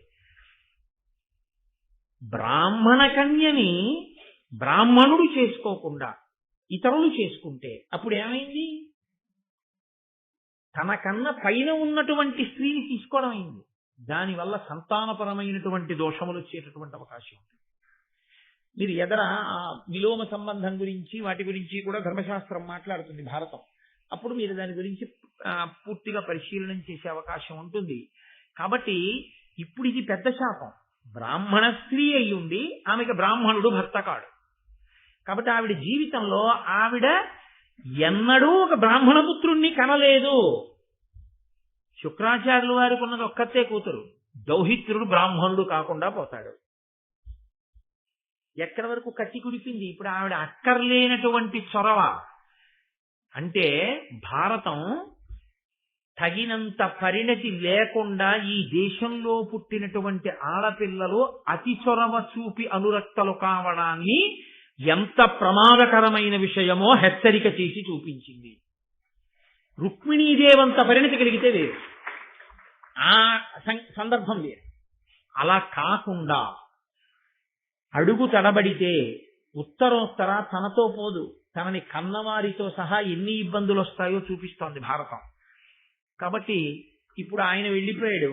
ఆయనకి ప్రత్యేకంగా ఒక నష్టం వచ్చినట్లు మీకు భారతం వల్ల ఏమీ అనిపించదు. ఎందుకంటే కచుడు వెళ్ళిపోయాడు, హాయిగా ఉపదేశం పట్టుకెడతాడు, ఇంకోళ్ళకి ఇచ్చేస్తాడు, వాళ్ళ వల్ల ఆ మృత సంజీవని ప్రయోజనాన్ని దేవతలు పొందేస్తారు. పాడైపోయింది ఎవరైనా ఉంటే దేవయాని.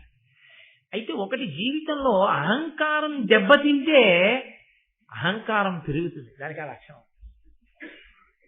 అగ్నిహోత్రం ఇంట్లో రగులుతోంది అనుకోండి, బాగా కరిగిన నెయ్యి, నీళ్ల కుండ రెండూ పక్క పక్కనే ఉన్నాయనుకోండి, నీటి కుండ తెలిసి తెలియని పిల్లవాడికి రెండూ నీళ్లలాగే ఉంటాయి. ఏమి నాన్నగారు ఇది కూడా ద్రవమే కదా, ఇది తీసుకెళ్లి పోసేస్తానని చెప్పి పట్టుకెళ్ళి నెయ్యి పోసేశాడు అనుకోండి, అగ్నిహోత్రంలో ఆరుతుందా? ఇంకా ప్రజ్వరిల్లుతుంది. నీటి కుండతో పట్టుకెళ్ళి నీళ్లు పోసారనుకోండి, నిధనం అయిపోతుంది. అలా అహంకారాన్ని దెబ్బతిందనుకోండి, అవతల వాళ్ళ అహంకారంతోనే నిలబడ్డ వాళ్ళు అనుకోండి, దానివల్ల పట్టుదలలు పెరిగిపోతాయి, విపరీత పరిణామాలు వస్తాయి తప్ప వాళ్ళు వాళ్ళని మాత్రం సంస్కరించుకోరు. ఎందుకంటే తిన్న దెబ్బ వల్ల మార్పు తెచ్చుకోగలిగితే వేరుగా ఉంటుంది. దాస్యం చేసిన వినత మంచి మార్గంలో వచ్చినట్టు. అరే, ఈశ్వరుడు ఇంత దెబ్బ కొట్టాడు, మనం ఇప్పటి నుంచైనా జాగ్రత్తగా ఉందాం అనుకుని ఉంటే ఏమో ఈ కథ ఎలా ఉండుండేది. ఇది కథ ఏం కాదు, యథార్థంగా జరిగిన సందర్భం. కాబట్టి ఇప్పుడు ఆవిడ కొంతకాలం అయిపోయింది, వృషపర్వుని యొక్క కుమార్తె, అంటే వృషపర్వుడు అంటే శుక్రాచార్యుల వారు ఎవరి దగ్గర మంత్రిగా ఉన్నారో ఆ రాక్షసరాజు వృషపర్వుడు. ఆ వృషపర్వుని యొక్క కుమార్తె శర్మిష్ఠ. ఆ శర్మిష్ఠతో కలిసి దేవయాని ఇంకా ఒక 1000 మంది కన్యకామణులతో కలిసి అందరూ కలిసి ఏదో వనంలో ఆడుకుని జలక్రీడలు ఆడదామని వెళ్ళారు. ఏదో వనంలో కాసేపు ఆడుకున్నారు. ఆడుకున్న తర్వాత డస్సిపోయారు. డస్సిపోయిన తర్వాత అందరూ కలిసి జలక్రీడలు ఆడుతున్నారు. ఆ జలక్రీడలు ఆడేటప్పుడు వాళ్ళు విడిచిపెట్టినటువంటి బట్టలన్నీ ఒడ్డును పెట్టుకుని అందులోకి వెళ్ళి స్నానం చేస్తున్నారు. ఎక్కడి నుంచి వచ్చిందో గాలి వచ్చింది. ఎక్కడి నుంచి వచ్చిందో గాలి వచ్చిందంటే ఏమిటో తెలుసా అండి? మీరు ఒక్కటే గుర్తుపెట్టుకోవాలి, కదలిక కాదు గాలి. నేను మీతో మనవి చేయలే, కదలికలన్నీ పరదేవతమని. మార్పు తెచ్చుకోని దేవయానికి చాలా పెద్ద దెబ్బే పడబోతోంది. అసలు ఆ గాలి రావడమే కథ తిప్పేసింది మొత్తం. అసలు మొత్తం ఈ కథలో పెద్ద మలుపు ఎక్కడా అంటే ఆ గాలే. ఆ పెద్ద గాలి రావడంలో ఒడ్డును పెట్టిన బట్టలన్నీ కలిసిపోయి, ఈ స్నానం చేసి పైకి వచ్చినటువంటి వాళ్ళు గబగబా తీసి ఆ బట్టలన్నీ ఏదో అందరూ ఒక 7 పిల్లలు ఆ బట్టలు కట్టేసుకుంటే దేవయానికి సంబంధించిన బట్టల్ని ఏదో మాట్లాడుకుంటూ కట్టుకోవడంలో పొరపాటున శర్మిష్ఠ కట్టేసుకుంది. కాబట్టి ఎవరి బట్టలు మిగిలిపోతాయి? అక్కడ శర్మిష్ఠ బట్టలు మిగిలిపోతే దేవయానంది, నా బట్టలు నువ్వు కట్టుకున్నావు, విడిచి ఇచ్చేసి. ఆవిడంది, ఇప్పుడు వచ్చిన నష్టం ఏమిటి? ఇలా చాలా మంది బట్టలు మారిపోయాయి, ఒకళ్ళ బట్టలు ఒకళ్ళు కట్టుకున్నాం కదా, నా బట్టలు నువ్వు కట్టేసుకో, వెళ్ళిపోదాం. ఏదో స్నేహధర్మంగా అలా బట్ట కట్టేసుకుని వెళ్ళిపోయి ఉండుంటే కథ ఇంకోలా ఉండుండేది. కానీ ఆవిడంది, నీ బట్ట నేను కట్టుకోవడం ఏమిటి? మా నాన్న మహాతపస్వి శుక్రాచార్యుల వారు, ఇదే చెప్తుంది ఎప్పుడు చెప్పినా. ఇది అహంకారానికి కారణం. మా నాన్నగారు మహాతపస్వి, నీకేముంది? నీకేమైనా ఉందా? మరి నీకెందుకు అహంకారం? నువ్వేమైనా మారుతున్నావా? ఆయనతో కలిసి కూతురుగా ఉన్నావుగా, మరి ఏం నేర్చుకుంటున్నావు నాన్నగారి దగ్గర? అంటే మౌఢ్యంతో కూడిన హృదయాలు అలా ఉంటాయి. కాబట్టి ఇదిగో, మా నాన్న మోచేతి నీళ్లు తాగి మీ రాజు బతుకుతున్నాడు, ఈయన బ్రతికిస్తే చచ్చిపోయిన రాక్షసులందరూ బతుకుతున్నారు. బతికారు కాబట్టి మీ నాన్నకి రాజ్యం నిలబడింది. నేనంత గొప్ప పుటక పుట్టిందండి. ఎంత అహంకారం ఎక్కడికి వెళ్ళిందో చూడండి. ఇంత గొప్ప పుటక పుట్టిన నాకు నీకు పోలిక. నీ బట్ట నేను కట్టుకోనా? నా బట్టలు నాకి, నీ బట్టలు నువ్వు కట్టుకో, నేను కట్టుకోనా నీ బట్టలు అంటే పిల్లలు కదండి. శర్మిష్ఠకు కూడా కోపం వచ్చింది. ఎందువల్ల కోపం వచ్చింది? తన తండ్రిని నింద చేసింది. ఆమె తండ్రికి పెద్దపీట వేసుకుంది, అంతవరకు బానే ఉంది. నేను కట్టుకోను అంటే ఒకలా ఉండుండేది. ఆవిడ తండ్రిని నింద చేస్తే ఆ పిల్లకి కోపం సహజం కదా అది. అందున ఆడపిల్లలకి చిత్రం ఏంటంటే తండ్రి మీద చాలా ప్రేమ ఉంటుంది. అసలు లోకంలో చాలా విచిత్రమైన విషయం ఏంటో తెలుసా అండి?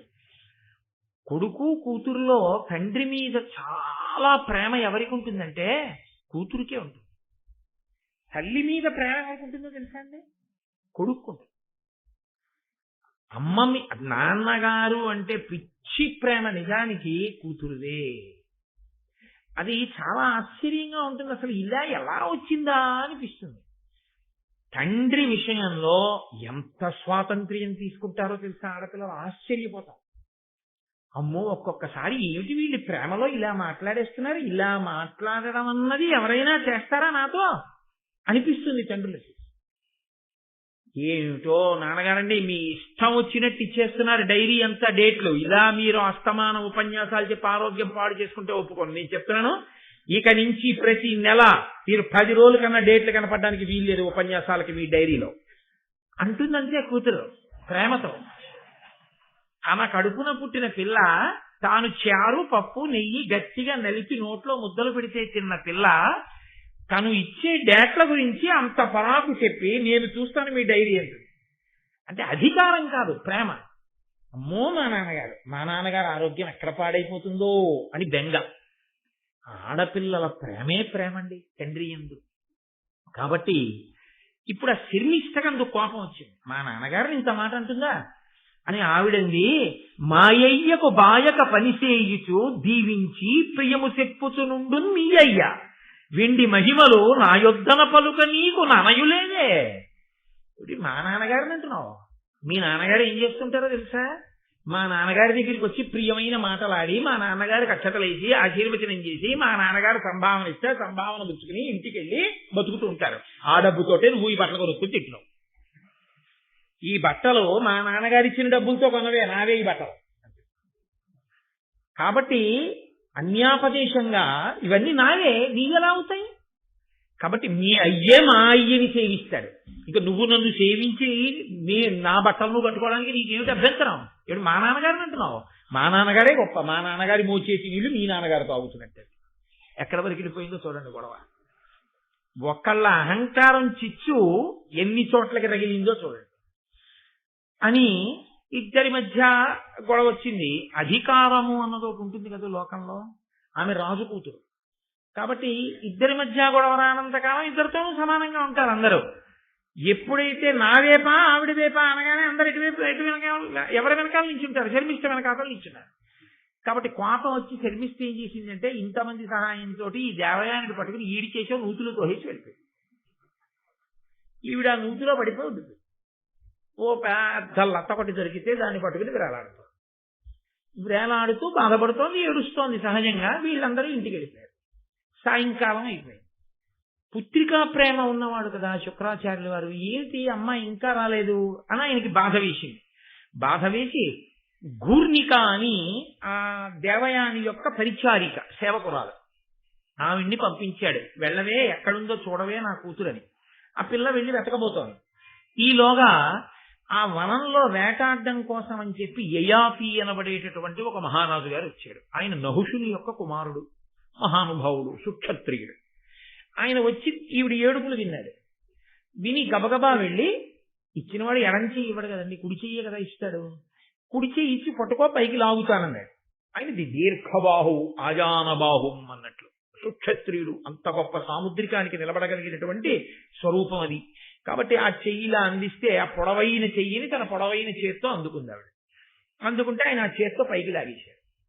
లాగేస్తే పైకి వచ్చిన తర్వాత అన్నాడు, చంటి పిల్ల కాదుగా నూతిలో పడిపోవడానికి, నూతిలో ఎలా పడ్డావు అన్నాడు.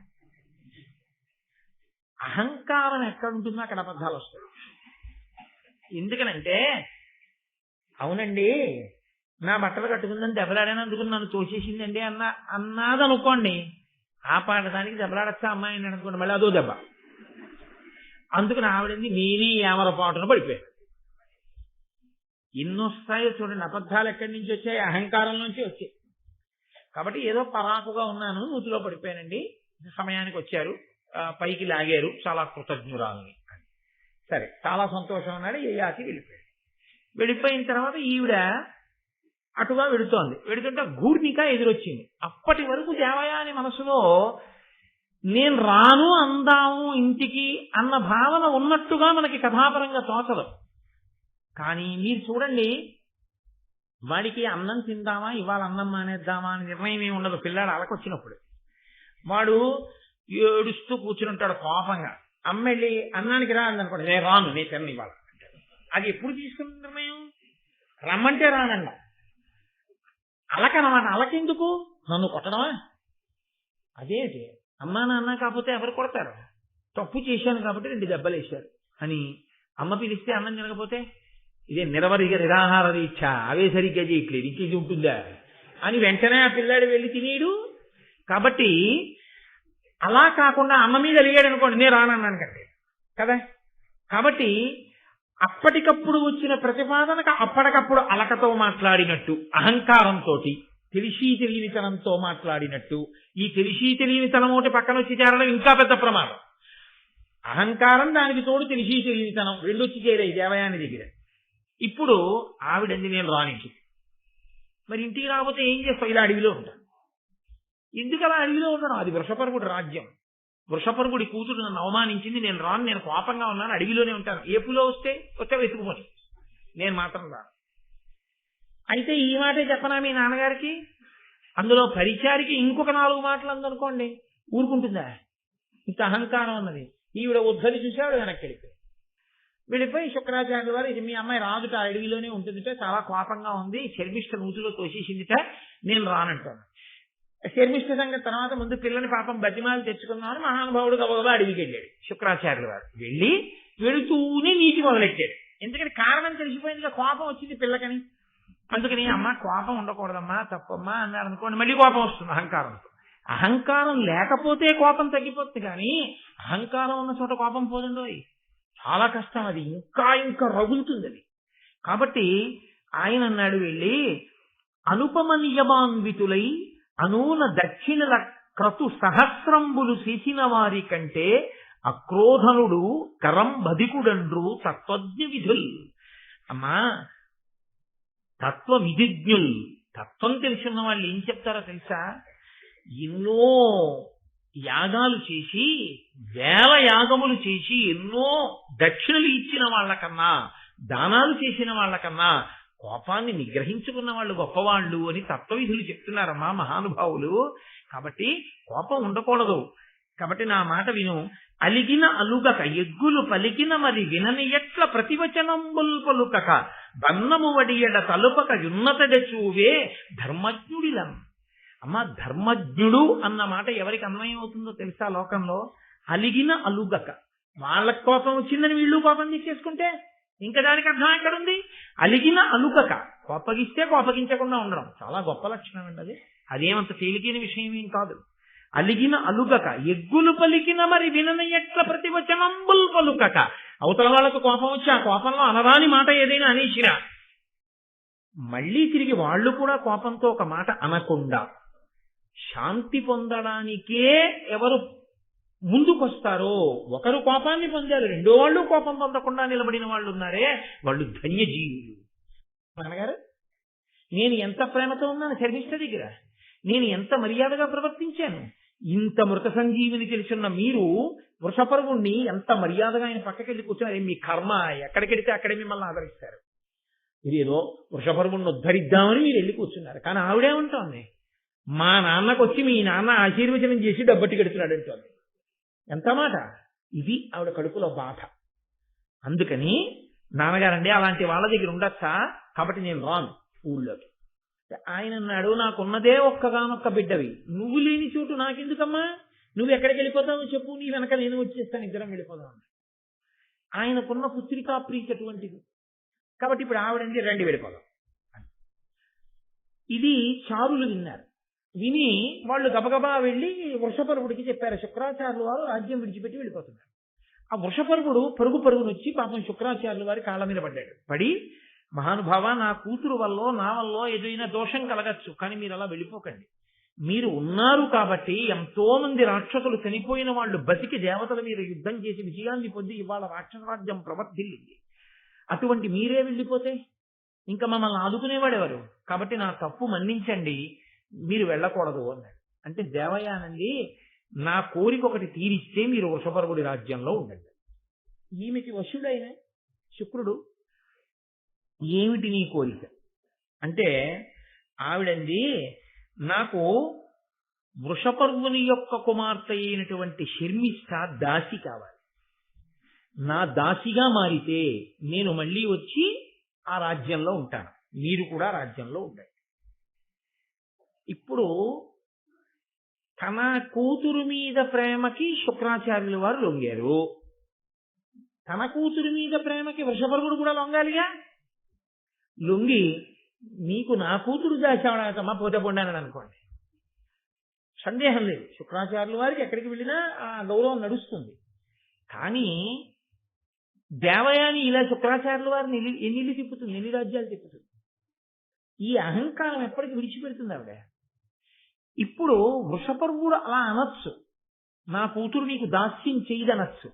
ఆయన ఒక్క క్షణం ఆలోచించాడు, నా ఒక్క కూతురి జీవితాన్ని త్యాగం చేస్తే మొత్తం రాక్షస రాజ్యం, రాక్షస కుటుంబాలు అన్నీ సంతోషంగా ఉంటాయి.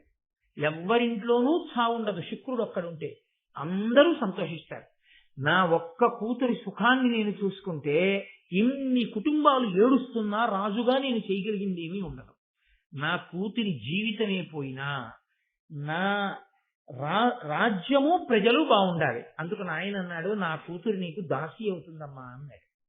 ఎంత ఉదారుడు మహారాజుగా ఆయన తన ధర్మాన్ని తాను ఎంత పాటించాడో, ఒక బ్రాహ్మణుని కుమార్తె అయినా ఎంత కఠినమైన హృదయంతో దేవయాని ప్రవర్తించిందో మీరు ఆలోచించండి. ఇదేం సామాన్యమైన సంఘటన కాదది.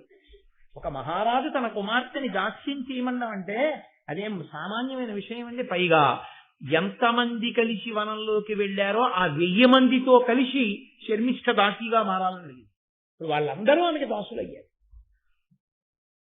ఇప్పుడు ఆవిడ చాలా సంతోషించింది, నా కోరిక తీరింది. అహంకారానికి ఉన్న లక్షణం ఏమిటో తెలుసా అండి? తనంత తానుగా అహంకారాన్ని విడిచిపెట్టాడా బాగుపడతాడు. వేరొకడు అహంకారం విడిచిపెట్టరా అని చెప్పినా అహంకారం పెరుగుతుంది, వాడు నాకు చెప్పేవాడా అని. అహంకారం తృప్తి పొందినా అహంకారం పెరుగుతుంది. అధర్మ మార్గంలోనైనా సరే అహంకారం తీరింది అనుకోండి, చూసావా నా మాట ఎలా విన్నాడో, చూసావా నేనంటే ఎంత భయమో అంటాడు తప్ప అది అవతల వాళ్ళ సంస్కారం రాదే అని అంగీకరించలేడు. ఇదంతా నా గొప్పే అంటాడు అని ఇంకొక తప్పటడుగు వేస్తాడు, ఇంకా అహంకారంతో ప్రవర్తిస్తాడు. అహంకారమును విరగొట్టుకోవడం అనేటటువంటిది మన పరిశీలనంతో మనం చెయ్యాలి తప్ప అది ఎంతమంది మహాత్ములు మీ కంటి ముందు నిలబడినా, ఇన్ని త్యాగములు మీ కంటి ముందు జరిగిపోతున్నా మీ అహంకారం మాత్రం చావదు. నిరూపణం చేస్తోంది మహాభారతం. అది ఎంత ప్రమాదకరమో చిట్ట చివరికి ఎక్కడికెడుతుందో చూద్దురు కానీ ఈ అహంకారం అన్నది. కాబట్టి ఇప్పుడు వాళ్ళందరూ ఈవిడికి దాసి స్త్రీలుగా మారిపోయారు.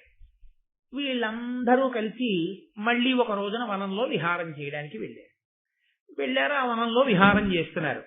వనంలో విహారం చేస్తుండగా యయాతి మహారాజు మళ్ళీ వచ్చాడు. ఆయన ఎందుకు వస్తుంటాడు అక్కడికి అంటే వేటాడుతుంటాడు. ఆయన మహారాజు కదా, ఆయన వేటకు వస్తాడు. వీళ్ళు ఎందుకు వెడుతుంటారు? వీళ్ళు వన విహారానికి వెడుతుంటారు. చూడండి, ఇద్దరికీ ఒకే రకమైనటువంటి అభిరుచి ఉన్న వాళ్ళు ఎప్పుడూ సాయంకాలం 6:30 50 రూపాయల కాగితాలు తీసి పట్టుకుని ఒక చోటే కలుసుకుంటుంటారు. మనిషికి 2 కాబట్టి ఇచ్చేది అక్కడే కలుసుకోవాలి. సకుటుంబ సపరివార సమేతంగా వెళ్ళి అక్కడ నిలబడి తరించి, ఇంట్లో 4 ఉంటే ఏ 2 వెళ్ళి అక్కడ నిలబడి కప్పం కట్టి అవి తెచ్చుకుని ధన్యులైపోవాలి ఒక 2.5 గంటల పాటు కదా. కాబట్టి అటువంటి అభిరుచులు ఉన్న వాళ్ళు అక్కడే కలుసుకున్నట్టు వేటాడడానికి వెళ్ళిన యయాతి వనానికే వెడతాడు. వన విహారం చేసేటటువంటి అభిరుచి ఉన్నటువంటి దేవయాని కూడా అక్కడికే వెళుతుంది. మళ్ళీ ఇద్దరూ కలుసుకుంటారు. మళ్ళీ ఈవిడ అహంకారం ఎక్కడ దెబ్బతిందో తెలుసా అండి? యయాతి ఈవిడ వంక చూడదు. ఈవిడ వంక చూడకుండా శర్మిష్ఠ వంక చూశాడు. ఎందుకని? శర్మిష్ఠ సౌందర్యవతి కాబట్టి ఆయన ఇంకా పెళ్లి చేసుకోవలసినటువంటి రాజు. ఆమె రాజు యొక్క కూతురు శర్మిష్ఠ కాబట్టి ఆమె వంక ప్రీతితో చూసి ఆయన ధర్మాన్ని పాటించాడు. తను ఒక రాజు. ఈ అమ్మాయి ఎవరు? అసహ్యంగా ఉంటుంది. అది నా కొడుక్కి నేను సంబంధాలు వెతుక్కుంటున్నాను అనుకోండి, నాకు కోడలు వస్తే బాగుండు అనుకున్నాను అనుకోండి, నేను ఏదో ఊరు ఉపన్యాసం చెప్పడానికి వెళ్ళాను అనుకోండి, ఆ ఇంట్లో వాళ్ళు ఎవరో, ఆ ఊళ్ళో వాళ్ళు ఎవరో నన్ను పలహారానికి పిలిస్తే నేను ఆ ఇంటికి పలహారానికి వెళ్తే మా అమ్మాయి అండి బీటెక్ 2nd ఇయర్ చదువుతోంది, లేకపోతే 3rd ఇయర్ చదువుతోంది అన్నాను. ఓ, ఈ పిల్లని చూస్తే నా కోడలు అయితే బాగుండే, మంచి కుటుంబం, మంచి పిల్ల, మంచి సంస్కారం అని. ఏదమ్మా ఏది నా పక్కన నుంచి, అబ్బో చాలా పొడుగుగా ఉన్నావు అని నేను అన్నాను అనుకోండి, ఆ అమ్మాయిని నా పక్కన నించొమ్మండం ఇలా ఆ పిల్లని నా పక్కన నుంచో పెట్టుకోవడం సరదా కాదు, నా కొడుక్కి కూడా ఈమె అన్ని రకాలుగా అనుగుణంగా ఉంటుందా అని నేను పరిశీలించుకోవడం. అప్పుడు దోషం లేదు, ఎందుకంటే నా కోడల్ని తెచ్చుకునే ప్రయత్నం అది. నేనే అనురక్తుడనై పెళ్లి కాకముందు, ఇప్పుడు కాదు అసలు, ఇప్పుడు అంతకన్నా భయంకరమైన దోషం ఇంకోటి అందులో పురాణాలు చెప్తాను. కాబట్టి నీ పేరేమిటని అసలు అడగకూడదు, అందులో భూమిని పరిపాలించారా అని అంతకన్నా అడగకూడదు. కాబట్టి ఆయన మర్యాద పాటించాడు, ఆయన ధర్మం పాటించాడు. ఒక్కొక్కరు ఎంత జాగ్రత్తగా మనస్సు మీద అధికారం కలిగి పరిశీలనం చేసుకుంటారో చూడండి. ఆయన తొందరపడి ప్రశ్న లేదు. దేవయానితో ఇతపూర్వ పరిచయం ఉన్నవాడు కాబట్టి శర్మిష్ట వంకే చూస్తున్నాడు, దేవయాని వంక చూడకుండా దేవయానిని ప్రశ్న వేశాడు. వీళ్ళందరూ ఎవరు, వీళ్ళ పేర్లు ఏమిటి అన్నాడు. ఈమె ఎవరు అని అడగకుండా వీళ్ళందరెవరు అన్నప్పుడు ఈవిడ పేరు చెప్పినప్పుడు ఇది బాగా విందాం, ఇది ఒక్కటి బాగా గుర్తెట్టుకుందాం. మిగిలిన ఆవిడ చెప్తుంది ఈ చెవులోంచి ఈ చెవిలోకి పోతున్నాడు. ఇది ఆవిడ కనిపెట్టింది. ఓహో, అటు చూస్తూ నన్ను అడుగుతున్నాడు. ఆమె యందు అనురక్తుడై ఆమెను వివాహం చేసుకుంటే ఈమె మహారాణి అవుతుంది, దాస్యం పోతుంది. పైగా అహంకారం కదండి. నేను తను నిలబడి ఉండగా కనవంక చూసి రాజు సంతోషించడమా, నన్నేమో అడగడమా ఆమె ఎవరని. అంటే నాకన్నా ఆవిడ అందంగా ఉంది కదా, అంతే. మళ్ళీ భగ్గుమంది దేవయాని హృదయం అని.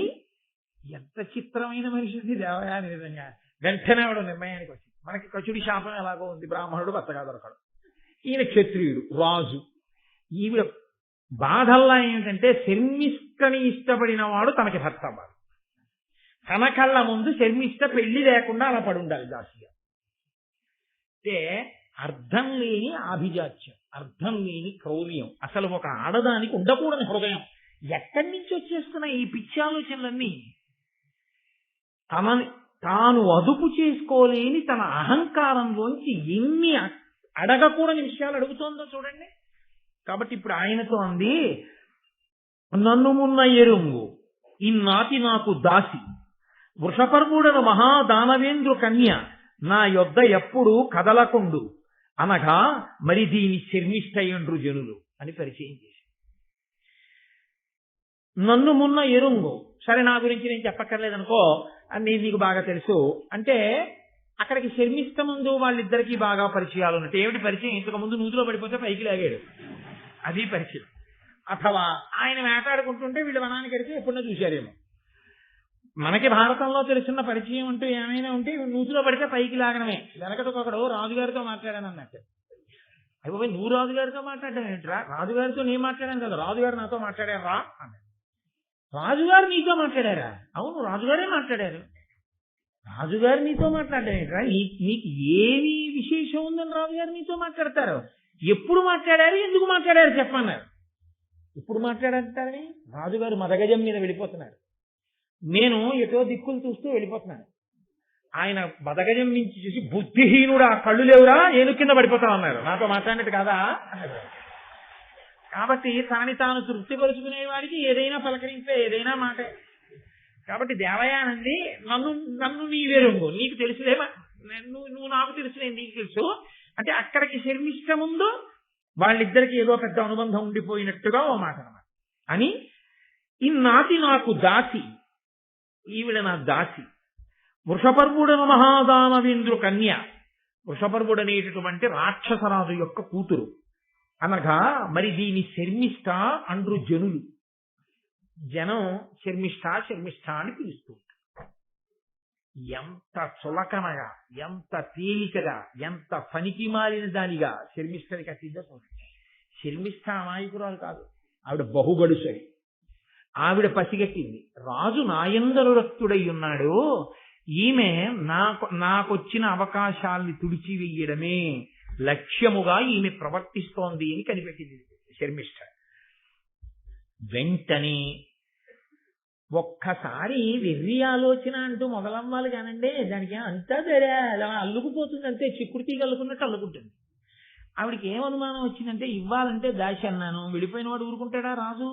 వేగుల వాళ్ళతో కబురు చేసి ఏదో దాస్యం అంటేనండి, ఇంతకు ముందు ఒకసారి ఆ శుక్రాచార్యుల వారు రారన్నారని నా కూతురు దాస్యం చేస్తుంది అన్నాను, ఆ అమ్మాయి నా కూతురు అండి బాబు అంటే నేను పెళ్లి చేసుకుంటానంటే వాళ్ళిద్దరికీ వివాహం అయిపోతే రాణి గారు నాకు దాస్యం ఏంటి? ఆవిడ దాస్యం చేయించుకోవడానికి నేను వెళ్ళి ఆ కప్పురంలో కూర్చోనా? కూర్చుంటే మాత్రం చేస్తుందా అప్పుడు మహారాజు ఉండగా? అందుకని నాకు ఎలాగో కచుడి శాపం ఉంది కాబట్టి ఈ యయాతిని నేను పెళ్లి చేసుకుని మా ఇద్దరికి దాస్యం ఈ శర్మిష్ఠతో చేయించాలి. అప్పుడు నా అహంకారం ఇంకా తీరుతుంది, అప్పుడు నాకు తృప్తిగా ఉంటుంది అనుకుని ఇక క్షణం ఆలస్యం చేయలేదు. ఇక యయాతి తన కన్నుల నుంచి దూరం కాకూడదు, ఎందుకంటే శర్మిష్ఠ వంక చూస్తున్నాడు, అది ఆవిడ బాధ. అంది, నిగ్రహమేది నన్ను ధరణి ప్రభా కోపము వెల్వరించునాడు ఉగ్రమయూఖ సాక్ష్యముగనున్నత దక్షిణ పాణి చేసి భూపాగ్రణి నాదు దక్షిణ కరాక్రము వట్టితి కాన మున్న పాణిగ్రహణంబు చేసి అది నీయడ విస్మృతి పొంద పాడియే. సూర్య భగవానుడు సాక్షిగా ఉండగా నువ్వు నా పాణిగ్రహణం చేశావు. చస్తాడా నూతిలోంచి లాగేటప్పుడు చెయ్యట్టుకు లాగడంటే? అందుకని ఆవిడ కుడి చేతిని కుడి చేతితో పట్టుకున్నాడు, అందుకని నా పాణిగ్రహణం చేశావు. నా పాణిగ్రహణం వివాహం చేసేటప్పుడు సుముహూర్తంలో జరిగేటటువంటి ఒక కర్మ. పాణిగ్రహణం అన్నా చేస్తారు, జీలకర్ర బెల్లం అన్నా పెడతారు, తెరదించి ఒకరి కన్నుల్లో ఒకరన్నా చూసుకుంటారు, మంగళసూత్రం అన్నా కడతారు. వీటిల్లో ఏదో ఒకటి సుముహూర్తానికి చేస్తారు, ఒక్కొక్క చోట ఒక్కొక్క పద్ధతి ఉంటుంది. కాబట్టి నీవు రాజు, నువ్వు పాణిగ్రహణం చేస్తే వివాహం చేసుకున్నట్టు. సూర్యుడు పైన వెలుగుతూ ఉండగా నువ్వు నీ యొక్క దీర్ఘమైనటువంటి కుడి చెయ్యి తాపి నా కుడి చేతిని పట్టుకుని పైకి లాగావు, కాబట్టి పాణిగ్రహణం అయిపోయింది, మన ఇద్దరికి పెళ్లి అయిపోయింది. హడిలిపోడంటే ఏ ఆసి ఎక్కడి ప్రారంభం? ఆవిడ బ్రాహ్మణ కన్య, నేను రాజునా, నూతులోంచి లాగితే పెళ్లి అయిపోయిందంటున్నాడు, పాణిగ్రహణం చేసామంటున్నాడు అని. నన్ను వివాహమై నహుషనందన ఈ లలితాంగి దొట్టి ఈ కన్యలందరూ దివిజ కన్యలతోనైన వారు నీకున్నతి ప్రీతిసేయక నృపోత్తమ వాసుబోని లీలతో ఇన్నరలోక భోగములనేకములందుము నీవు నావుడు. ఓ మహారాజా, నీవు నన్ను పాణిగ్రహణం చేసుకున్నావు, అందరికీ తెలిసేటట్టు వివాహం చేసుకుంటే ఈ 1000 మంది కన్యలతో కలిసి ఈ దాసి శర్మిష్టమని ఇద్దరికి దాస్యం చేస్తుంది, కాబట్టి నువ్వు నన్ను వివాహం చేసుకోండి అంటే ఆయన హడిగిపోయి అన్నాడు, నువ్వు బ్రాహ్మణ కన్యవి, నేను క్షత్రియుని, పైగా భూమిని పాలించే రాజుని, నేనే ధర్మం తప్పితే నేనే నాకన్నా పైన ఉన్న కుటుంబంలోంచి పిల్లని తెచ్చుకుంటే లోకంలో ధర్మాన్ని ఎలా నిలబెడతాను? కాబట్టి నేను బ్రాహ్మణ కన్యని వివాహం చేసుకోకూడదు, కాబట్టి ఇది మన ఇద్దరికీ కుదరదు, ఇది ధర్మం కాదన్నాడు. అంటే ఇంకొక మాటగా ఏం చెప్పినట్టు? నాకు శర్మిష్టకి కుదురుతుందని చెప్పినట్టు కదండి. దీనికి ఆవిడ మరీ అడిగిపోయింది. శుక్రాచార్యుల వారి సంగతి నీకు తెలుసు కదా, మహానుభావుడు, మా తండ్రి, మృత సంజీవని విద్య ఎరిగిన వాడు, ఎప్పుడూ అదే చెప్తున్నాడు. అటువంటి మహానుభావుడు, ధర్మం ఎరిగినవాడు, ఆయన చెప్పినది ధర్మం కాకపోదు కదూ. కాబట్టి శుక్రాచార్యుల వారు వచ్చి ధర్మమయ్యా నువ్వు చేసుకోవచ్చు ఈ అమ్మాయిని అంటే చేసుకుంటావా? శుక్రాచార్యుల వారు వచ్చి ధర్మమే చేసుకో అంటే చేసుకోకపోతే ఏమవుతుందో తెలియదేమిటి యయాతికి? ఆయన వెంటనే కమండలంలో నీళ్లు చేతిలో పోసుకుంటాడు శాపం ఇవ్వడానికి, నా కూతురు మనసు భగ్నపడింది. అందుకని ఆయన అడిగిపోయి అన్నాడు, శుక్రాచార్యులు వారు కదా అంత బొత్తిగా ఇది ధర్మమే చేసేసుకో అంటాడు ఏమిటని శుక్రాచార్యులు వారు చెప్తే అలాగే చేసుకుంటాలే అన్నాడు. ఇప్పటికీ గొడవ వదిలిపోతున్నాడు. ఆవిడని అలాగే నించో అని పరిచారికని పిలిచి వెళ్ళి మా నాన్నగారిని తీసుకురాడు. అమ్మ బాబోయ్ ఇది ఇక్కడికిక్కడే తీర్పు కూడాను అని ఆయన చల్లబోయి నిల్చున్నాడు. ఎంత ఉద్ధతితో ఉంటాయో జీవితాలు. ఆ అహంకారగ్రస్తులైన వాళ్ళ యొక్క స్థితి ఎలా ఉంటుందో, ఎంతసేపు జాగ్రత్త పడిపోయాం మా అంత తెలివైన వాళ్ళు ఎవరు, ఎలా నేను ఆలోచన చేశానో చూసారా? ఇదే ఆవిడ ఆలోచించుకునే తీరు.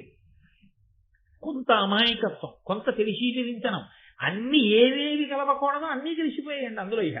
ఇంకా అందులోంచి పుట్టేది హలాహలం కాకపోతే ఇంకోటి ఎలా పుడుతుంది? కాబట్టి ఇప్పుడు ఆ శుక్రాచార్యుల వారు వచ్చారు. ఆవిడ ఏం అడగాలి న్యాయంగా? నాన్నగారండి నేను ఈయన్ని వివాహం చేసుకోమని అడిగాను, ఆయనేమో బ్రాహ్మణ కన్యని చేసుకోకూడదు అంటున్నారు, అలా చేసుకోవచ్చా నాన్నగారు, అది ధర్మమా అని అడగాలి.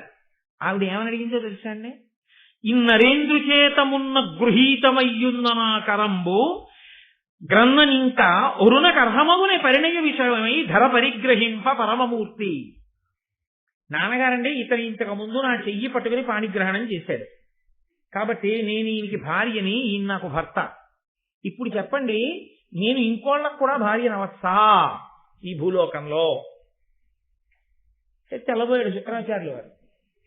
ఒకరికి భార్య అయిపోయిన దాన్ని ఇంకొకరికి కూడా భార్య అవ్వని అలాగే అసలు దాని మీద చర్చే లేదు, అసలు ఆ నోటి వెంట ఆ మాటే రాకూడదు. కాబట్టి అలా ఇంకొకరు చేసుకుంటారా అంటే యయాతి కలబోతున్నాడు, ఇది పాణిగ్రహం నూతులో దాన్ని లాగాను రా నా ప్రారంభం కొద్దీ పాణిగ్రహణం అని పేరెట్టింది దానికి. నేరకపోయి కుడి చేత్తో లాగాను పైకి పాణిగ్రహణం అయిపోయిందండి అసమానమును. ఎక్కడి ప్రారంభం వచ్చి పడింది? నిజమే, తెలిసో తెలియకో కుడి చేయి పట్టుకున్న మాట వాస్తవమే. అది ఏమన్నా మంత్రమా పెళ్ళ ఏమన్నా ఏదో లాగాను నా కర్మ కొద్ది. పాణిగ్రహణం చేసావు ఆకాశంలో సూర్యుడున్నాడు ఆయన సాక్ష్యం అంటుంది. ఏమన్నా అందామంటే ఇప్పుడు కూతురుతో పోదు తండ్రితో కూడా ఏమంటాడో అని చూస్తున్నాడు ఆయన. ఆవిడంది, నాన్నగారు ఒకవేళ ఇది ధర్మం కాకపోతే మీ తపస్సుతో ఇది ధర్మమగుగాక అనండి ధర్మం అవుతుంది. అడిగిపోయాడు యయాతి పాప నిలువున. ఆయనకి పుత్రికా ప్రీతి కదండి. ఆయన అన్నాడు, క్షత్రియుడు మహారాజు అయినటువంటి వాడు బ్రాహ్మణ కన్యని చేపట్టరాదు. అయినా ఇత పూర్వం నా కూతురు కుడి చేయి పట్టుకుని నీ కుడి చేత్తో లాగావు కనుక, మీ ఇద్దరికీ పాణిగ్రహణం అయింది కనుక, మీ ఇద్దరూ భార్యాభర్తలు అయిపోయారు కనుక, మీ ఇద్దరి మధ్య ఇప్పుడు క్షత్రియుడు బ్రాహ్మణ కన్యని వివాహం చేసుకున్నాడన్న అధర్మము కలగకుండుగాక నేను ఆశీర్వచనం చేస్తున్నాను నా తపోబలంతో. కాబట్టి మీ ఇద్దరికి అధర్మం రాదు. అక్షతలు వేసేశాను మీరు దంపతులు. ఏం చేస్తారు యయాతి? అలాగేనండి. పోనీ ఇక్కడతో వదిలిపోయిందని మీరు అనుకుంటున్నారా? క్షత్రియులు దక్షిణ నాయకులు అంటే వారు ఒకరికన్నా ఎక్కువ మంది భార్యల్ని స్వీకరిస్తూ ఉంటారు రాజ్యం చేసినప్పుడు. ఇప్పుడు అలా అస్తమానం అవన్నీ నియమాలు మిగిలినవి పాటించకపోయినా ఇవన్నీ పాటించకపోతే ఎలా ప్రమాదం వస్తుందని ఆయన ఆలోచించక్కర్లేదు. అవన్నీ రాజ్యం చేసి పెద్ద పెద్ద ఐశ్వర్యాలతో ఉండి యుద్ధాలు చేసి వాళ్ళు యుద్ధ భూమిలో ప్రాణాలు కూడా అలా విడిచిపెట్టారు. ఇప్పుడు మనం ఏం అలా చెయ్యను అక్కర్లేదు. అందుకని ఇతర విషయాలు మనకు అక్కడ ధర్మాన్ని పట్టుకుంటే చాలు. కాబట్టి ఆయన దక్షిణ నాయకుడు, ఒకరికన్నా ఎక్కువ మంది భార్యలను స్వీకరించవచ్చు. కాబట్టి శర్మిష్టని తర్వాత చేసుకోవచ్చు కదా. ఇప్పుడు దేవయాని చేసుకుని పాండురాజు గుర్తించి చేసుకుని మాధుర్యం చేసుకోలేదేమిటి? అలా ఈయన చేసుకుంటే శ్రీకృష్ణదేవరాయల వారు ఇద్దరు భార్యలతో లేడైనా అలా ఈయన తర్వాత శర్మిష్టని గాని పెళ్లి చేసుకుంటాడేమో అని అనుమానం ఆవిడికి. ఆవిడ బాధల్లా ఏమిటంటే యయాతికి తాను భార్య అయితే ఆవిడికి సరిపోదు, శర్మిష్ట భార్య కాకుండా కూడా ఉండాలి ఆవిడ. అది ఆవిడ కోరిక. కాబట్టి శుక్రుడి చేత చెప్పించింది ఇంకొక మాటగా. లేకపోతే ఈ మాట శుక్రుడి నోటి వెంట ఎందుకు వస్తుందండి?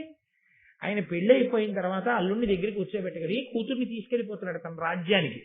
తీసుకెళ్లిపోయేటప్పుడు శర్మిష్టని ఏ స్థానంలో తీసుకెళ్లారో తెలుసా అండి? దాసీ స్థానంలో తీసుకెళ్లాడు. ఊరుకున్నాడండి వృషపర్వుడు మహానుభావుడు రాజ్యం కోసం. ఒక తండ్రి పుత్రికా ప్రేమకి ఇలా ప్రవర్తిస్తే ఒక తండ్రి ఉదారుడై అలా ప్రవర్తించాడు. అది తేలికైన విషయం అని మీరు అనుకోకండి.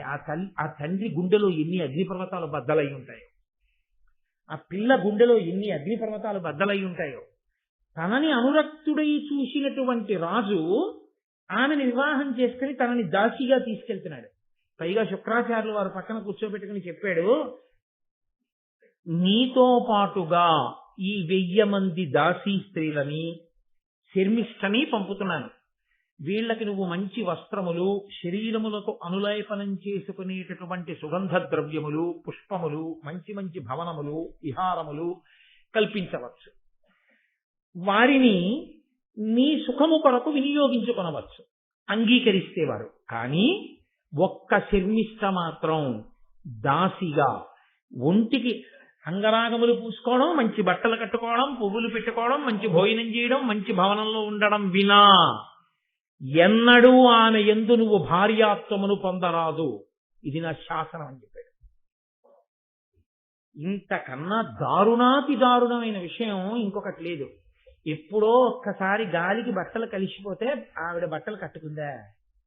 కట్టుకున్నందుకు వాళ్ళ నాన్నగారిని తోలనాడిందని వాళ్ళ నాన్నగారిని వెనకేసుకొచ్చి ఒక్క మాట మాట్లాడిందా? ఆ మాట మాట్లాడినందుకు తనకి కావలసిన భర్తని ఎగరేసుకుపోయి ఆవిడ చేసుకుంటుందా? చేసుకుని దాసిగా తీసుకెడుతుందా? తన కళ్ళ ముందు తనకి భర్త కావలసిన వాడితో తాను సంతోషంగా మహారాణి స్థానంలో కూర్చుని ఉంటుందా? ఆవిడ బిడ్డల్ని కంటుందా? తాను మోడువారిపోయి దాస్యం చేస్తూ అలా ఉండిపోవాలా? ఎంత బాధాకరమైన విషయం అండి! ఎంత అహంకారం అండి దేవయానిది! ఏ కారణం చేత దేవయానిని వెనకేసుకొస్తారు మీరు భారతంలో? అది అమాయకత్వమైన అర్థం లేని అమాయకత్వం, అది హర్షించరాని అమాయకత్వం, దిద్దవలసిన అమాయకత్వం తప్ప అమాయకత్వం అన్న ముసుగులో చేయవలసినటువంటి అపచారం అది కాదు. ఎవరు దిద్దాలో ఆ శుక్రుడు దిద్దలేదు. ఇప్పుడు దిద్దవలసిన వాడు ఎవరైనా ఉంటే భర్తృస్థానంలో ఉన్నటువంటి యయాతి దిద్దాలి. ఎందుకంటే ఆయనకి ఇప్పుడు అధికారం ఉంది కాబట్టి ఆవిడ్ని తీసుకుని వెళ్ళిపోయాడు. ఆయన మహానుభావుడు, ధర్మాత్ముడు. ఆమెతో కలిసి చాలా సంతోషంగా కాలం గడుపుతున్నాడు. ఈ మిగిలినటువంటి శర్మిష్టని 1000 మంది కాంతల్ని తీసుకెళ్లి ఒక అశోకవనంలోని హర్మ్యంలో ఉంచారు. వాళ్ళు పాపం ఈవిడికి దాసి ఇప్పని చేస్తున్నారు. ఆవిడ చాలా సంతోషంగా ఉంది. 2 కోరికలు తీరుతున్నాయి. తాను యయాతికి భార్య అయింది, సంతోషంగా ఉంది, మహారాణి అయింది. అహంకారానికి అధికారం కూడా చేరింది. పక్కన అగ్నికి వాయువు తోడైనట్టే తన కళ్ళ ముందు శర్మిష్ట అలా కుమిలిపోతోంది. ఎప్పుడు ఒక్క మాట ఎంత గుర్తు పెట్టుకుందో చూడండి. అలా గుర్తు పెట్టుకుని పగ తీర్చుకునే లక్షణం ఎవరిదో తెలుసా అండి? అహంకారగ్రస్తులది. అహంకారం లేనివాడు ఇవాళ ఓ మాట అన్నా రేపే మర్చి అసలు అంతా గుర్తుండదు. మళ్ళీ వెంటనే ఆ ప్రేమ పొంగి వచ్చేస్తుంది, ఇది కొట్టుకుపోతుంది. అది లేని చోట అహంకారం అలా నిలబడిపోయి ఉండిపోతుంది. కాబట్టి కొంతకాలం అయిపోయింది. కొంతకాలం అయిపోయిన తర్వాత ఆ దేవయానికి యయాతి మహారాజు వల్ల యదువు తుర్వసుడు అని 2 కుమారులు కలిగారు. శర్మిష్ట ఈ దేవయాని వివాహం చేసుకోవడం, సంతోషంగా ఉండడం, 2 కొడుకులు పుట్టడం, 2 కొడుకులకు తల్లి అవ్వడం, భర్తతో కలిసి సంతోషంగా కాలం గడుపుతూ ఉండడం, ఆ మహారాజ్ఞి అధికారం, ఇవన్నీ చూసి ఒకరోజు బాధపడుతూ ఏడుస్తూ తనలో తాను అనుకుంది, పతిపడసి సుతులబడయ్యగా అతివలు కోరుదురు, కోరినట్టుల తనకున్ పతిపడసి సుతులబడసెను, సతులీ భార్గవికి భాగ్య సంపదనయే. లోకంలో ఏ ఆడదైనా ఏం కోరుకుంటుందంటే తన మనసు తెలుసుకున్నటువంటి మంచి భర్త రావాలి అని కోరుకుంటుంది. కేవలము భర్తృస్థానం ఒక్కటే పూరింపబడితే సరిపోదు. అమ్మా అని పిలిపించుకోవడమే పరిపూర్ణత అని అనుకుంటుంది. ఈ భార్గవి భృగువంశంలో పుట్టిన శుక్రాచార్యుల వారి కూతురు ఒక మంచి పురుషుడికి భార్య అయింది. చక్కటి బిడ్డల్ని కలిగి అమ్మా అని పిలుచుకుంది. ఈమె ధన్యురాలు. నేను మోడువారిపోయిన జీవితం ఉన్నదాన్ని, నాకు భర్త లేడు, బిడ్డలు లేడు. కాబట్టి నా జీవితం ఇలా మోడువారిపోయి అంతరించిపోవలసింది. కానీ లోకంలో ఎవరికైనా అలా ఉండాలని కోరుకుంటుందిగా అనుకో. కొంతకాలం అయిపోయిన తర్వాత ఇప్పుడు ఎవరి మనసులోనైనా ఒక బాధ, ఒక ఆర్తి అన్నది ఉంటుంది కదండి. కానీ దాన్ని ధర్మబద్ధం చేసింది శర్మిష్ట. ఆవిడనుకుంది, ఈ రాజునందు నా హృదయంబు తవిలి ఎప్పుడు నుండు, నన్నీతడు గరము కారుణ్యమున ప్రీతి కలుగయట్లు సూచు, కమలాక్షి భార్గవ కన్యత నెట్లు కోరి ఈతని తనకును పతి చేసుకొనియే, అటుల ఏను కోరి లోకైక భార దురంధరుడు పరహితుడు ధర్మపరుడు నహుషాత్మజుడు అతని పతి చేసుకుందు. కోరి కోరి యయాతి దేవయానికి భర్త అయ్యాడా? దేవయాని కోరి కోరి యయాతిని భర్తని చేసుకుందా? దేవయాని భర్తని చేసుకుంది. నిజానికి నా మనసు ఆయన యందు నిలబడింది, ఆయన మనసు కూడా నా యందు నిలబడింది. మధ్యలో అడ్డొచ్చింది ఎవరైనా ఉంటే దేవయాని శుక్రాచార్యుల వారు. ఆమె తనంత తాను భర్తని పొందచ్చా, నేను మాత్రం పొందకూడదా? తన మాట విని నేను ఇలా మూడువారిపోవాలా? ఏది నేనెందుకు ఉండిపోవాలి? కాబట్టి నేను కూడా కేవలం ఏదో ఆవిడ భర్తని నా భర్తని చేసుకోవడం నా ఉద్దేశ్యం కాదు. నా యందు అనురక్తుడు కనుక, నా జీవితము పండాలి కనుక, నాకు అమ్మతనం మిగలాలి కనుక ఆ యయాతికి భార్యనై సంతానాన్ని పొందుతాడు. అందులో దోషం లేదు కాబట్టి, ధర్మ విరుద్ధం కాదు కాబట్టి. ఈవిడ వరకు ధర్మం తప్పడం ఎక్కడుందండి? అందులో ధర్మం తప్పడం లేదు. రాచకన్య రాజుని కోరుకుంది. దక్షిణ నాయకత్వంలో రాజులు ఒకరికన్నా ఎక్కువ మంది భార్యల్ని స్వీకరిస్తారు. ఆమె యందు అనురక్తుడు అని ఆమెకి తెలుసు. ఈమె మనసు ఆమె ఎందున్నది అన్న విషయం చెప్పడానికి ఆవిడ తప్ప మనకు అధికారం లేదు. ఆవిడ చెప్తుంది ఆ విషయం. కాబట్టి ఇప్పుడు శర్మిష్ఠకి ధర్మం లేదు అని అనడానికి వీలు లేదు. కాబట్టి ఒకనాడు ఈ యయాతి మహారాజు ఏదో అలా విహారం చేస్తూ అశోకవనంలోకి వచ్చాడు. ఆ శర్మిష్ఠ కనపడింది. ఆవిడంది, రాజా అని పిలవలేదు, యయాతి అని పిలవలేదు, ప్రియా అని పిలవలేదు. నీలగళోపమాన కమనీయ గుణోన్నతి చెప్పజాలు నన్నేలిన దేవయానికి నరేశ్వర భర్తవు కాన నాకునుంపోలక భర్తవీవా ఇది భూనత ధర్మపదంబు నిక్కువం ఆ ఆలును దాసియున్ సుతుడు అన్నవి వాయని ధర్మముల్ మహిన్. మహానుభావా, నేను నీకు ఒక విషయం చెప్తాను విను. నీలగలోపమాన, నల్లని కంఠమున్న పరమేశ్వరుడు ఎటువంటి వాడో అటువంటి వాడితో సమానమైన వాడా అని పిలిచాడు. అది అలా పిలవడం మధ్యలో. అంటే కంఠంలో విషం పెట్టుకున్నటువంటి పరమేశ్వరుడు లోక కళ్యాణం కోసం కంఠంలో విషం పెట్టుకున్నాడు. అది బాధాకరమే ఆయనకి. బాధాకరమైన లోకం కోసం ఆ భారం వహించి ఆయన నీలకంఠుడు అని బిరుదు పొందాడు. నిజానికి నీకు దేవయానికన్నా నన్ను భార్యని చేసుకోవాలనే నీ మనసులో కోరిక. కానీ శుక్రాచార్యుల వారి మాట కాదంటే ఇబ్బందులు వస్తాయని నీవు ఆమెని భార్యాస్థానంలో కూర్చోబెట్టుకుని ఎదురుగుండా నేను కనపడుతున్నా ధర్మానికి కట్టుబడి నేను నీ యందు అనురక్తనని తెలిసున్నా ధర్మమన్న గీత దాటకుండా అలాగే ఆ బాధని నిలదొక్కుని నన్ను భార్యాస్థానంలోకి తీసుకోకుండా నిలబడిపోయినటువంటి నీవు దుఃఖమును గుండెల్లో పెట్టుకున్నావు, శివుడు హాలాహలాన్ని కంఠంలో పెట్టుకున్నట్టు. కాబట్టి నీలగలోపమాన, నీతో నేను ఒక ధర్మం చెప్తాను. లోకంలో ఒక వస్తువు ఒకరి అయితే ఆ వస్తువుతో కూడి వచ్చినవి కూడా ఆ యజమానికే చెందుతాయి. నేను ఓ ఉంగరం కొనుక్కున్నాను అనుకోండి, ఓ బంగారం కొట్టుకెళ్ళి ఆయన ఆ ఉంగరం బరువు చూచాడు, దానికి విలువ కట్టాడు, నేను డబ్బు కట్టేశాను, బిల్లు ఇచ్చేశాడు, ఉంగరం ఇచ్చేయడు కదా చేతికి. దాన్ని ఓ మెత్తటి పెట్టెలో ఉంగరం పట్టడానికి వీలైన గాడిలోకి ఆ ఉంగరాన్ని దింపి, అవునో ఇందులో పెట్టారు సుమా అనసారి నాకు చూపించి తక్కువ మూసుకునేటటువంటి మూత మూసేసి దాన్నో కవర్లో పెట్టి దానికి ఓ 2 పిన్నులు కొట్టి తీసుకెళ్ళండి, శుభం భూయాత్, మళ్ళీ మళ్ళీ వస్తుండాలి మీరు మా కొట్టుకి అంటే. ఇప్పుడు నేను ఆ ఉంగరాన్ని బీరువాలో పెట్టుకుని మళ్ళీ రేపు పొద్దున మోటార్ సైకిల్ వేసుకుని ఈ పెట్టే కవరు పట్టుకెళ్ళి ఆయనకి ఇచ్చేస్తానంటే ఎర్రకాయతం. అదేంటంటే ఎందుకు పట్టుకొచ్చారని అనుకోండి, ఉంగరం ఒకటే కొనుక్కున్నాను కదా మహాశయ, ఇవన్నీ నేను పుచ్చుకోకూడదు కదా, అందుకని ఇచ్చేద్దామని వచ్చానంటానా? ఉంగరం ఒకటే నేను కొనుక్కున్నా, ఉంగరంతో పాటు వచ్చిన ఇవన్నీ కూడా నావే. అలా యజమానురాలు వెంట వచ్చినటువంటి దాసులమైనటువంటి మేమందరం కూడా నీకే చెందిన వారము. కాబట్టి ఆమె నీకు భార్య అయితే నేను కూడా నీకు భార్యనైనట్టే. కాబట్టి మహారాజా, ఇది ధర్మబద్ధమైన కోరికే. నేను కన్యని, నీవు క్షత్రియుడవు, మహారాజువు, దక్షిణ నాయకత్వం ఉన్నవాడవు. కాబట్టి నేను పక్కన మహారాజ్ఞీ స్థానంలో కూర్చోబెట్టమని కాని, సింహాసనం మీద కూర్చోబెట్టమని కాని, పత్ని స్థానం ఇమ్మని కాని, యజ్ఞం చేసేటప్పుడు నన్ను పక్కన కూర్చోబెట్టుకోమని కాని నేను ఈ కోరికలు కోరను. అవన్నీ దేవయానివి. ఆమెయే రాజ్ఞి, ఆమెయే సింహాసనం మీద కూర్చుంటుంది. నువ్వు యజ్ఞం చేస్తే ఆవిడే నీ పక్కన కూర్చుంటుంది. కానీ అమ్మ అని పిలిపించుకోవాలన్న నా కోరిక తీరడానికి నీ వంటి దక్షిణ నాయకత్వం ఉన్న సుక్షత్రియుణ్ణి మాత్రమే నేను ఆశ్రయించాలి. పైగా అలాగని నేను ఎవరిని పడితే వాళ్ళని వెళ్ళి అడగనగా, నేను ఏ దేవయానితో వచ్చానో ఆ దేవయానికి నాథుడవు. కాబట్టి నేను నీకు చెందుతాను. కాబట్టి నువ్వు నా కోరిక తీర్చాలి. నాకు పుత్రుల్ని కటాక్షించాలి. కామోపభోగం కాదు నేను కోరేది, నేను అమ్మని కావాలి, నాకు ధర్మ సంతానం కావాలని అడిగింది. ఎంత ధార్మికమైన కోరిక అంటే ఆవిడ ధర్మం తప్పడగలదు. అడిగితే ఆయన అన్నాడు, నీవు అడిగిన కోరికే ధార్మికమైన కోరికే. ఇలా సంతానాన్ని అపేక్షించినప్పుడు రాజు కృప చెయ్యకపోతే భ్రూణహత్య చేసిన పాపం ఆ రాజు ఖాతాలో వేస్తాడు. కానీ శుక్రుడు నన్ను ఆజ్ఞాబద్ధుణ్ణి చేశాడు. నిన్ను నా దగ్గరకి పంపేటప్పుడు ఎన్నడూ నిన్ను నా భార్యాస్థానంలోకి తీసుకోకూడదని శాసించాడు. కాబట్టి ఎలా కుదురుతుంది అంటే ఆవిడ అనేకమైనటువంటి ధర్మాల్ని ఆవిష్కరించింది.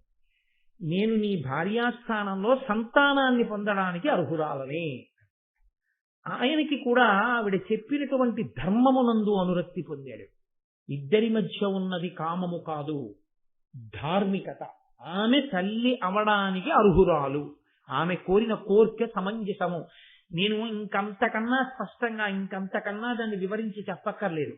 ఒక కన్యకి అమ్మ కావాలని అంతటి మహారాణి కావలసిన పిల్ల కనీస కోరికగా అడగడం అంత ధార్మికంగా అడగడం కాదు అని అలా దాసిగానే ఉండి దాసిగానే బతుకుతూ కన్యగానే చచ్చిపోవాలలేకపోయాడు మహానుభావుడు యయాతి.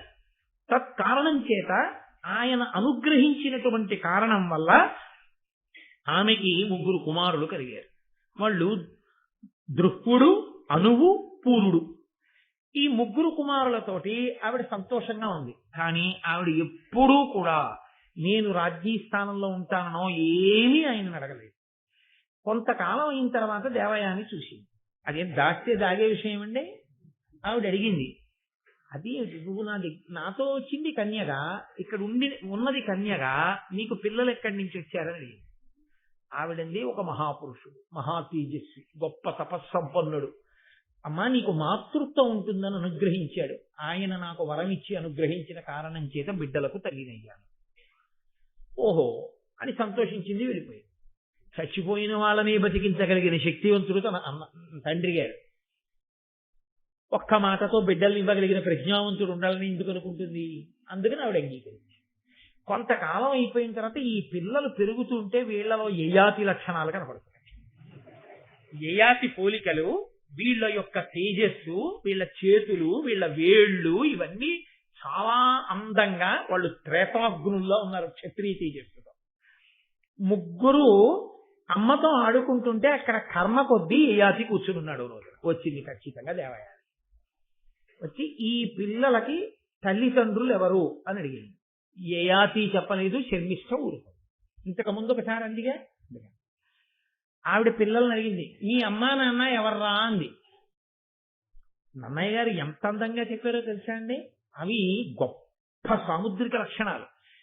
పొడుగుగా ఉన్నటువంటి ఆ వేళ్లని ఇలా చాపి వాళ్ళు యయాతిని శర్మిష్ఠని చూపించారు. అంతే. ఉత్తర క్షణం ఆవిడ రథం ఎక్కి శుక్రాచార్యుల వారి దగ్గరికి వెళ్ళిపోయింది. పాపం యయాతి వెళ్ళి శుక్రాచార్యుల వారితో ఏం చెప్తుందో, ఆ శుక్రాచార్యుల వారు పుత్రికా ప్రీతితో ఏమంటాడో అని భయపడి ఈయన వెనక రథం వేసుకుని ఈయన వెళ్ళాడు. ఇద్దరు వెళ్ళారు. ఈవిడ కన్నీటితో శుక్రాచార్యుల వారి పాదాలని అభిషేకం చేసేసింది. ఎందుకని? అహంకారం దెబ్బతింది. ఏ కోరిక తీర్చుకోవాలనుకుందో అది భంగపడింది. ఆ యయాతి వలన శర్మిష్ఠ 3 కొడుకులకు తల్లి. ఇది ఆవిడికి జీర్ణం కాలేదు. వెళ్ళి తండ్రి పాదాలు కడిగి అపారమైన వ్యగ్రతతో మాట్లాడేసింది. అలా మాట్లాడితే తండ్రి ఊరుకోడు, మహాకోపం వచ్చేస్తున్నాయి. నాన్న నువ్వు ఏది జరగకూడదన్నావో అది జరిగింది. ఈయన శర్మిష్ఠ యందు అనురక్తుడయ్యాడు. కాబట్టి ఎంత అన్యాయం చేశాడో చూసావా నాన్న అని ఏడిచింది. పిల్ల అలా బావురుమంటే ఏ తండ్రి మనసు భగ్గుమందండి. ఇప్పుడు గబుక్కుని ఉచితానుచితములు మరిచిపోయి, అంత కోపంలో ఇలా అనొచ్చా అన్నది మరిచిపోయి గభాలన తన నోటి వెంట శుక్రాచార్యుల వారు ఒక మాట అనేశాడు. నా కూతుర్ని బాధ పెట్టావు కనుక నీవు వృద్ధుడవగుదవుగాక. ఈ క్షణంలోనే పరమ వృద్ధుడివైపోతావు. నాడులు పైకొచ్చి జుత్తు ముగ్గుబుట్టయిపోయి ఒళ్ళంతా గజ గజ గజ గజ వణికిపోతూ చూపు మందగించి పొడిజొగ్గొచ్చి కొద్దిగా ఒళ్ళు వెచ్చనిచ్చి ఏమీ కనపడక కదిలిపోతూ ఇంద్రియములన్నీ కూడా జారిపోతుండగా వృద్ధాప్యాన్ని పొందుతాం. ఏమనలేదు దేవయాని. అయ్య బాబాయ్ నాన్నగారండి అదేంటండి అంత శాపం ఇచ్చారు. ఆయన అటువంటి శాపాన్ని పొందితే ఈవిడికి మాత్రం బాధ కాదండి. కానీ ఆవిడ బాధ పొందలేదు. ఎందుకో తెలుసా? ఇప్పుడు శర్మిష్ఠ కూడా సంతోషించడానికి వీలు. ఇది ఆవిడ బాధ. ఇప్పుడు ఈయనకి వృద్ధాప్యం వస్తే వచ్చింది. ఇప్పుడు శర్మిష్ఠ ఏడవాలి. తను ఏడిచినా పర్వాలేదు. ఎంత క్రౌర్యం, ఎంత పగో, ఎంత అభిజాత్యం, ఎంత అహంకారం దెబ్బతింటే తట్టుకోలేని స్థితో. ఇది అన్న తర్వాత యయాతి చాలా చాలా తెలివైన వాడని చెప్పాలి ఆయన అన్న ఒక్క వాక్యానికి. మీరు జాగ్రత్తగా వినండి, నేను మళ్ళీ అనను ఆ వాక్యాన్ని. అందుకని మీరు ఒక్క మాటే వినవలసి ఉంటుంది ఆ వాక్యం. నేను 10 మాటల వాక్యం అనక్కర్లేదు, ఒక్క మారే నేను అంటాను. దాన్ని బట్టి వెంటనే శుక్రుడి మనసు ఎందుకు కలుగుతుందో మీరు అర్థం చేసుకోవాలి. యయాతి ఆయన పాదములు పట్టుకుని అన్నాడు, నాకు ఇంకా నీ కుమార్తె యందు ఇంద్రియ చాపల్యము విడవలేదు, నీవు నన్ను వృద్ధుడవు కమ్మని చెప్పించావు. దీనికి మళ్ళీ దేవయాని సంతోషపడిపోయింది. అహంకారం కదండి. నేను ఒక్కమారే అంటానని చెప్పాను ఆ వాక్యాన్ని. ఎందుకంటే అటువంటి 10 మాటలు సభాముఖంగా అనక్కర్లా, ప్రాజ్ఞులు మీ అందరూ పరిశీలించగలరు. కాబట్టి వెంటనే శుక్రాచార్యులు వారు అన్నారు, అప్పుడు దేవయాని సంతోషించడం గమనించి, ఓహో ఇతనికి మళ్ళీ యవ్వనం ఇవ్వాలి, ఎలా వృద్ధుడైపోవాలన్నాడుగా. అందుకనన్నాడు, శర్మిష్ఠ వలన 3 కుమారులు ఉన్నారు, దేవయాని వలన 2 కుమారులు ఉన్నారు. దేవయాని వలన జన్మించిన 2 కుమారులలో ఏ ఒక్కడైనా, శర్మిష్ఠ వలన జన్మించిన కుమారులలో ఏ ఒక్కడైనా నీ వృద్ధాప్యాన్ని తీసుకుని అతని యవ్వనాన్ని నీకిస్తే నువ్వు మళ్ళీ ఏ సుఖములను కోరుకున్నావో ఆ సుఖములను నువ్వు అనుభవించాలనుకున్నంత కాలం అనుభవించి నీ వృద్ధాప్యాన్ని నువ్వు పుచ్చేసుకుని ఏ కొడుకు నీకు యవ్వనం ఇచ్చాడో ఆ కొడుక్కి యవ్వనాన్ని ఇచ్చేసేయి. ఆ రోజుల్లో వాళ్ళకున్న తపస్సు చేత సాధ్యమయ్యేది. ఏమి ఇప్పుడు చచ్చిపోయిన వాడికి అన్ను తీసి బతికున్న వాడికి పెడితే సాధ్యమైందా? ఆ రోజున ఎందుకు సాధ్యం కాదని మీరు అనుకుంటున్నారు? ఆ రోజు తపస్సుకని సాధ్యమైంది. ఆ రోజు దేవతలే వచ్చి ఎదురుగుండా కూర్చునేవారు అగ్నిహోత్రం దగ్గర హవిస్సు తినడానికి. కాబట్టి ఈ మాట అని శుక్రాచార్యుల వారి నోటి వెంట వేరొక మాట వచ్చేసింది. అది కదలిక. ఎవరు ధర్మమునకు కట్టుబడ్డారో చిట్ట చివర గెలవవలసిందే. ఆయన అన్నాడు, ఏ కొడుకు నీ వృద్ధాప్యాన్ని పుచ్చుకోవడానికి ఇష్టపడతాడో ఆ కొడుకే నువ్వు రాజ్యాన్ని కూడా నీ తదనంతరము ఇయ్యి. అప్పటికి మహారాజ్ఞిగా ఉంది, కానీ తర్వాత రాజమాత ఎవరవ్వాలో, తర్వాత రాజ్యం ఏ వంశానికి వెళ్ళిపోవాలో, ఇప్పుడు శర్మిష్ఠ కుమారులు ముందుకొస్తారో దేవయాని కుమారులు ముందుకొస్తారో అన్నదాన్ని బట్టి ఉంటుంది. తనకే ఒకరు చెప్తే మాట వినే లక్షణం లేని తన కొడుకులకు ఉంటుంది. ఆ దేవయాని చెప్తే వింటారా? ఇప్పుడు నాన్నగారు నా కూతురు దాసిగా వెళ్ళిపోతుంది అంటే విన్న కూతురు ఎవరుందో ఆ కూతురు కొడుకుల్లోనే ఎవరో వినాల్సి ఉంటుంది. మాట వినేతత్వం నీకోటి ఉంటే నీ పిల్లలకు ఉంటుంది. నీకే లేని నీ పిల్లలకి ఎక్కడి నుంచి ఉంటుంది? ఒకవేళ నువ్వు వెళ్ళి చెప్పినా ఊరుకుదురు, మీరు పెద్ద మాట విన్నట్టు. మీరు ఎన్ని మాటలు అహంకారంతో నాన్నగారు ఎన్ని మాటలు మాట్లాడారు, ఏట్రా వాడు మన అంటామేంట్రా అనేవారు. ఇప్పుడు నేనంటే తప్పు వచ్చిందా అని అనుకోండి, అప్పుడు మీరేమంటారు ఇంక పిల్లలతో? అప్పుడు ఇంక తండ్రికి అనడానికి ఏముండదు. అందుకే శాస్త్రంలో ఏమంటారంటే, కొడుకుకి తండ్రి నోరు విప్పి ధర్మమును చెప్పరాదు. అసలు కొడుకుకి ఎప్పుడు ఏ భయం ఉండాలంటే, నాన్నగారండి మా ఇద్దరిని ఆశీర్వదించండి అని కోడల్ని తీసుకుని వచ్చేస్తాడేమో స్వతంత్రంగా అన్న భయం తండ్రికి ఉండక్కర్లేదు. ఎందుకు ఉండక్కర్లేదో తెలుసా? అసలు నాన్నగారి జీవితం ఒకటి ధర్మబద్ధం అయితే మా నాన్నగారు ఇలాంటిది ఒప్పుకుంటారా అన్న ఆలోచన కలిగిన ఉత్తర క్షణంలో కొడుకటువంటి దుడుకుమని చెయ్యడు. దోషం అది కూడా దాటిపోతే అప్పుడు తల్లిదండ్రుల ప్రారంభం అనుకోవాల్సి ఉంటుంది. కాబట్టి ఇప్పుడు తాను వినలేదు ఎప్పుడు మాట, ఇప్పుడు ఎలా వింటారు దేవయాని పిల్లలు? సంతోషించాడు, భార్యతో కలిసి ఇంటికి వెళ్ళాడు, 5గురిని పిలిచాడు. పిలిచి, ఒరే నాయనా, మీ తాతగారు నాకు శాపవాక్కు విడిచిపెట్టాడు, భూసురులాదిగల జనులీసుర సేవించిరేమి, నాకు ఈ వృద్ధాప్యం అకారణంగా వస్తుంది అని నాకు శాపం ఇచ్చాడు. అందుచేత నాకు అకారణంగా వృద్ధాప్యం వచ్చేసింది. దానితో పాటు ఒక విసులుబాటు ఇచ్చాడు.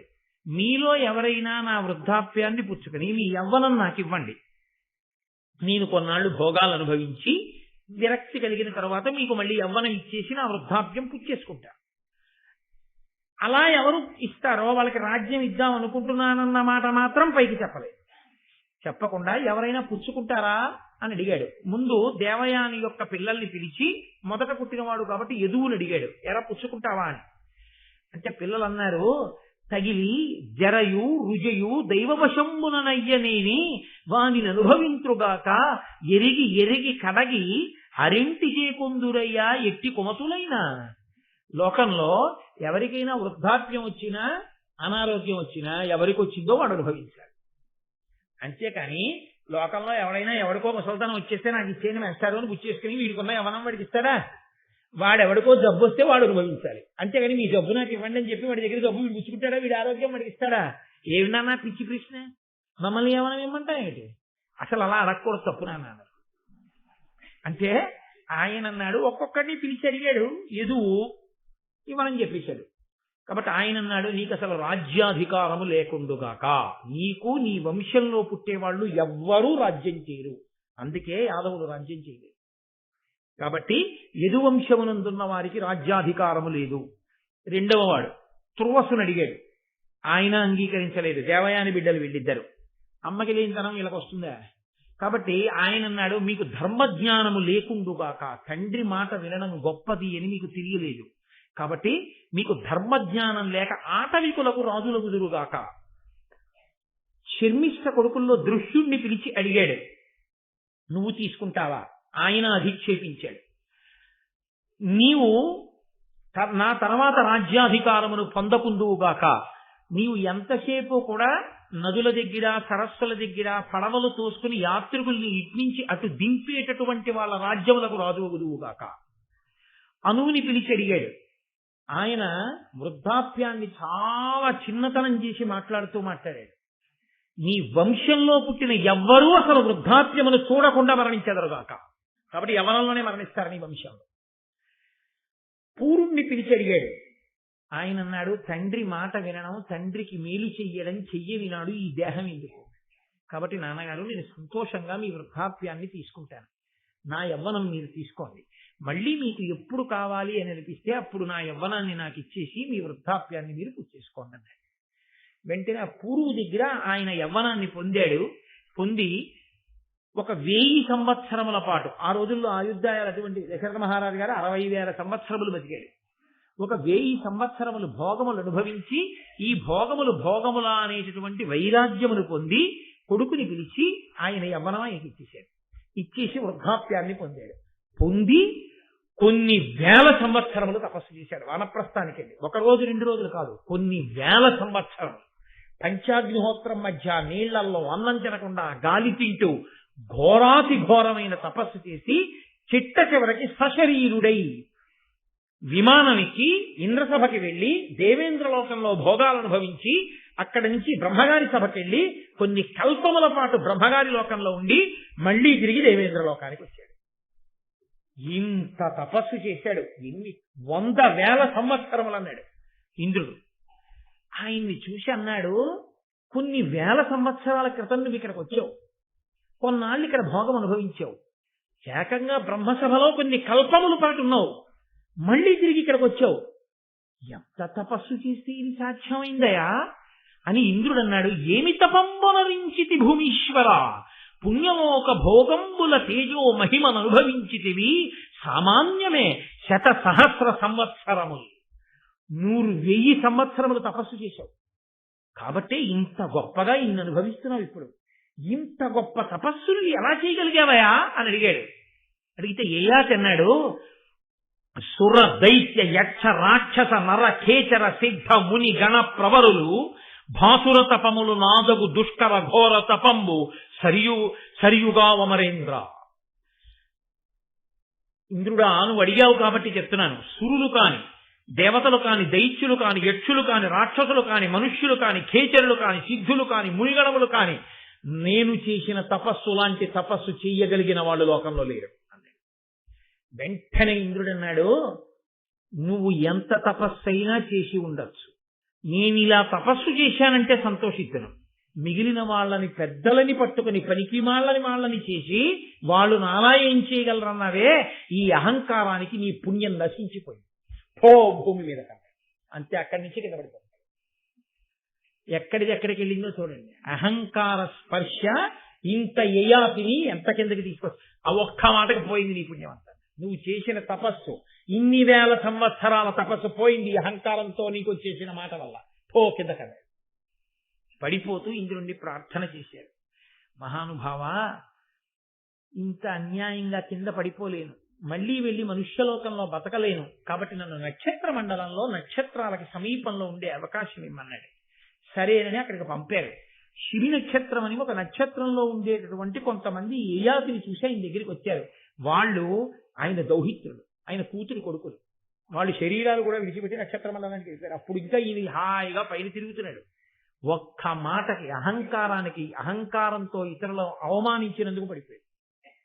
అప్పుడు వాళ్ళు వచ్చి అన్నారు, మీరెవరు, ఎందుకు ఇలా వచ్చారు, ఇక్కడ ఎందుకు నక్షత్రాలకు దగ్గరలోకి వచ్చి నిలబడ్డారు అని అడిగారు.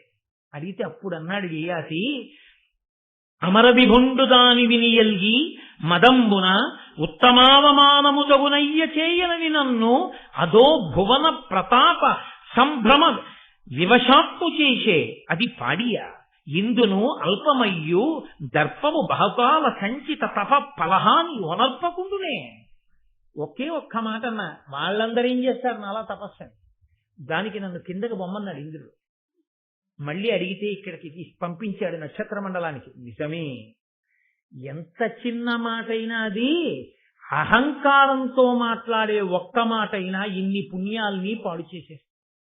కాబట్టి ఇంద్రుడి తప్పే ఉంది, నాదే తప్పంత. అహంకారంతో మాట్లాడడం, పెద్దల్ని అధిక్షేపించి నేను ఎలా తపస్సు చేశానో చెప్తే పోదు, వాళ్ళు పనికి మాలిన వాళ్ళు అంటాం ఎందుకు? దానివల్ల పడిపోయారు. కోరుకుంటే ఇదిగో ఇక్కడికి పంపారన్నారు. అంటే వాళ్ళు అన్నారు, నువ్వు ఇన్ని లోకాలు తిరిగావు, ఇన్ని కల్పాలు ఉన్నావు, బ్రహ్మసభలో ఉండడం అంటే బ్రహ్మగారు మాట్లాడుతుంటే వినొచ్చు, నీకు ఎన్నో తెలిసి ఉంటాయి, మాకు ధర్మం గురించి 4 మాటలు చెప్పండి. అంటే సర్వభూత దయ్యకు సత్యవాక్యమునకు ఉత్తమంబు ధర్మ ఉండెరుంగా ఒరలు నొప్పి కోడకు పతాపమనరించు నదియకడున ధర్మం అనిరిబుధులు. ఆయన అన్నాడు, సర్వభూత దయ, సత్యమైన వాక్యము, ఈ 2 లోకంలో అత్యుత్తమమైనటువంటి ధర్మాలు. సమస్త భూతముల మీద దయ కలిగి ఉండడం, వాక్కునందు సత్యం ఉండడం. ఇతరులకు బాధ కలుగుతుందని తెలిసి కూడా బాధ పెట్టడం కన్నా పెద్ద ధర్మం లోకంలో ఇంకోటి లేదు అంటూ ఆయన ఒక ప్రసంగం చేశాడు. వేదము ప్రమాణము, వేదము ఎలా చెప్పిందో అలా బతికి గృహస్థాశ్రమంలోకి వెళ్లి వేదము అనుభవించమన్న భోగములను అనుభవించి, ఈ భోగములు భోగములా అనేటటువంటి ప్రశ్న వేసుకుని దానివల్ల వైరాగ్యములు పొంది వానప్రస్థానికి వెళ్ళి భార్యతో కలిసి తపస్సు చేసి చిట్ట చివర భార్యని కుమారుడి దగ్గరికి పంపి కాని భార్య శరీరాన్ని కాని విడిచిపెట్టేస్తే అప్పుడు తాను సన్యాసం తీసుకుని కాషాయం కట్టుకుని ఏ ఊరిలోకి రాకుండా, ఏ పట్టణంలోకి రాకుండా, ఏ గ్రామంలోకి రాకుండా బయట దూరంగా ఊరికి చిట్ట చివర ఎక్కడో ఏ చెట్టు తొర్రలోనో ఉండిపోయి ఆకలేస్తే వ్యాధి వచ్చినట్టు అప్పుడు మాత్రం ఊళ్ళోకి వెళ్ళి ఇళ్ల ముందుకెళ్ళి చెయ్యి తాపి 4 పిడతలు చేతిలో వేస్తే ఆ పిడతలు మాత్రమే తిని ఊరు బయట నివాసం చేసి నిరంతరము ఆత్మని మననం చేసుకుంటూ సాక్షి మాత్రంగా ఉండి శరీరం పడిపోతున్నప్పుడు కూడా తాను ఆత్మగా నిలబడగలిగిన సన్యాస స్థితిలో ఉండిపోయిన వాడెవరో వాడు మోక్షానికి అర్హుడవుతాడు. కాబట్టి ఇలా బ్రతకమని వేదం చెప్పిందయా, అలా బ్రతకండి, అలా ఉండాలి లోకంలో ఉండేటటువంటి వాళ్ళందరూ అన్నాడు. అంటే వాళ్ళు చాలా సంతోషించి, మహానుభావా నీకు ఇన్ని విషయాలు తెలుసు కదా, నీకు ఇన్ని తెలిసున్నవాడివి, భూత భవిష్యత్ వర్తమాన కాలములు తెలుసున్నవాడివి కాబట్టి మాకు చెప్పు, మాకు పుణ్యలోకములు ఉన్నత లోకములు ఉన్నాయా అని అడిగారు. అడిగితే ఆయన అన్నాడు, ఉన్నాయి, మీరు ఉన్నత లోకములు పొందుతారు అన్నాడు. అంటే వాళ్ళన్నారు, రా నిన్ను కూడా మాతో మళ్ళీ ఉన్నత లోకాలకి తీసుకుపోతున్నాం. ఇంద్రుడు వద్దన్నాడుగా, ఎలా సాధ్యం అంటే సత్సంగం వలన సాధ్యమైంది అన్నారు. మేమింత పుణ్యం చేసి ఉన్నత లోకాలకు ఎడుతున్నాం, వెంటనే నీ అహంకారాన్ని విడిచిపెట్టి నాది తప్పే, నిజమే, మహాత్ముల్ని నేను అలా అనకూడదు, అలా అన్న తర్వాత ఇంద్రుడు నా పుణ్యం పోయిందని కిందకి తోస్తే ఇంద్రుడి తప్పెక్కడుంది అని అన్నావే అని మాతో కలిసి నిలబడి మాట్లాడేవే, ఈ సత్సంగ పుణ్యం చేత మళ్ళీ నీకు ఊర్ధ్వలోకాలకు వెళ్ళేటటువంటి అదృష్టం కలిగింది, రా వెళ్ళిపోదామని ఉన్నత లోకాలకు తీసుకెళ్ళిపోయాడు. కాబట్టి అథవా దీని సారాంశం ఏమిటో తెలుసా అండి? అహంకారము పోవాలి అనుకున్న వాడికి ఏకైక మార్గము లోకంలో మహాపురుషులతో కలిసి ఉండడమే. సత్పురుషులతోటి కూడిక వలన అహంకారం అనేటటువంటిది నశించిపోతుంది. అరే వాళ్ళే అన్ని తెలుసున్న వాళ్ళు అంత వినయంగా ఉన్నారు, అంత మర్యాదగా ఉన్నారు, అలా బ్రతుకుతున్నారు, అరే మనం దేనికి అహంకరిస్తాంరా, తప్పు కదా, తెల్లవారులేస్తే చూస్తున్నామని వాళ్ళని చూసి వాళ్లతో కలిసి ఉండడం వల్ల మనసు మారుతుంది. అదే విరుగుడు, అదే ఎంత కఠినమైన మనస్సునైనా, ఎంత అహంకారమైన మనస్సునైనా మార్చగలదు అని చిట్ట చివర మనకి ఏయాతి ఉపాఖ్యానం చేత మనకి తెలియచేస్తూ, చూడండి ధర్మం అని ఒక మాట ఉంది కదా, అహంకారం పట్టుకుని ఉండిపోయిన దేవయాని చివరికి ఏం కోల్పోయిందంటే, ఇంతటి మహారాజుకు భార్య రాజవంశానికి తల్లి కాలేకపోయింది. ఇటు ఒక బ్రాహ్మణుడికి భార్య అయి తాను బ్రాహ్మణి కాలేకపోయింది. ఇంత శుక్రాచార్యుల వారికి కూతురై ఆయనకి ఒక దౌహిత్రుణ్ణి బ్రాహ్మణుణ్ణి అందించలేకపోయింది. అహంకారం పట్టుకున్న దేవయాని ఏమిటి పొందగలిగింది? అమాయకత్వం చేత, పశిచరం చేత, అయోమయం చేత, తెలియనిచరం చేత ఏదైనా కావచ్చు, కానీ తప్పే. అహంకారమునందు నిలబడిపోవడం ఎంత ప్రమాదం దేవయానికి తెచ్చింది. వినయానికి ధర్మానికి కట్టుబడిన శర్మిష్ఠ జీవితం చిట్ట చివర ఏ స్థితిని పొందింది. ఆమె మహారాజ్ఞి కావాలని కోరుకోకపోయినా ఆమెయే రాజమాత అయింది. చిట్ట చివర పూర్వుడికి రాజ్యం ఇచ్చాడు. ఇచ్చి మంత్రులందరూ అడిగారు, పెద్దవాడు ఎదువు ఉన్నాడు కదా, ఆయనకి ఇవ్వకుండా ఇతనికి ఎందుకు ఇస్తున్నావు అని అడిగారు. అప్పుడు చెప్పాడు, కొడుకు మాట వినని, తండ్రి మాట వినని కొడుకుకి తండ్రి యొక్క అధికారాన్ని ఐశ్వర్యాన్ని పంచుకునేటటువంటి అధికారం లేదు. నా మాట విన్నవాడు వాడు. శుక్రాచార్యుల వారు అనుగ్రహించారు, భగవంతుడు పలికించాడు శర్మిష్ఠ ధర్మానికి. అందుకని నా మహానుభావుడు నా మామగారే ఆ మాట అన్నాడు, నీ మాట ఎవరు వింటాడో వాడికి రాజ్యం ఇమ్మని. విన్నవాడు పూరుడు. కాబట్టి నేను పూరుడికి రాజ్యం ఇస్తున్నానని పూరుడికి పట్టాభిషేకం చేసి ఆయనకి ధర్మాలు నేర్పి, ఇంద్రుడంతటి వాడు అడిగాడు, ఏం నేర్పావని. సత్యవాక్యం గురించి, దానం గురించి, జ్ఞానుల యొక్క చరిత్ర ఎప్పుడూ చదువుకుంటుండు నాన్న. అర్హుడైన వాడు కనపడితే దానం ఇవ్వకుండా ఉండకు, దానివల్లే ఫలితం పొందుతావు. ఎప్పుడూ సత్యాన్ని పలుకు, ఎప్పుడూ కూడా సత్యము, ఉచితము, ధర్మము అయినటువంటి మాట మాత్రమే మాట్లాడుతుండని నా కొడుక్కి నేను నేర్పి పట్టాభిషేకం చేశాను అని చెప్పి పూరుడికి రాజ్యం ఇచ్చాడు. దానివల్ల పూరుణ్ణి కన్నా శర్మిష్ఠ రాజమాత అయింది. దేవయాని ఇంత రాజుని కట్టుకున్నా తనకి బిడ్డలు ముందు పుట్టినా వాళ్ళకి రాజ్యం ఇప్పించుకోలేకపోయి ఏ అహంకారం పట్టుకుందో అదే తన కొడుకులకి రావలసిన సంపదని కూడా పోగొట్టేసింది. ఏమిటి సాధించుకుంది చివరికి, ఏమిటి మిగల్చుకుంది చివరికి. కాబట్టి అహంకారమును దూరం పెట్టుకో. నీ అంత నువ్వు ప్రయత్నం చేయి. నీ అంత నీవు అహంకారమును విడిచిపెట్టలేకపోతే సత్పురుషులతో సాంగత్యం చేయి. మహాత్ములతో కలిసి ఉంటే, వారి మాటలు వింటే, వారి నడవడి చూస్తే, వాళ్లే అలా బతికినప్పుడు నాకేముందని ఇంత అహంకరించాలని నీవు అహంకారమును విడిచిపెట్టగలిగిన స్థితి నీకు కలుగుతుందని ఒక దివ్యమైన ఉపదేశంతో మహానుభావుడు మన యొక్క శ్రేయస్సు కోరి వేదవ్యాసుడు భారతాంతర్గతంగా ఇస్తే నన్నయ్య గారు ఋషికల్యుడై ఆంధ్రీకరించి మనని ఉద్ధరించారు. రేపు మహోత్కృష్టమైనటువంటి ఘట్టం. అందరూ సాధారణంగా వినాలి వినాలి వినాలని పరితపించిపోయేటటువంటి ఘట్టం. లోకంలో భారతం అంటే ఆదిపర్వంలో తప్పకుండా వినాలని కోరుకుంటారు. కణ్వ మహర్షి శకుంతల దుష్యంతోపాఖ్యానం రేపటి రోజున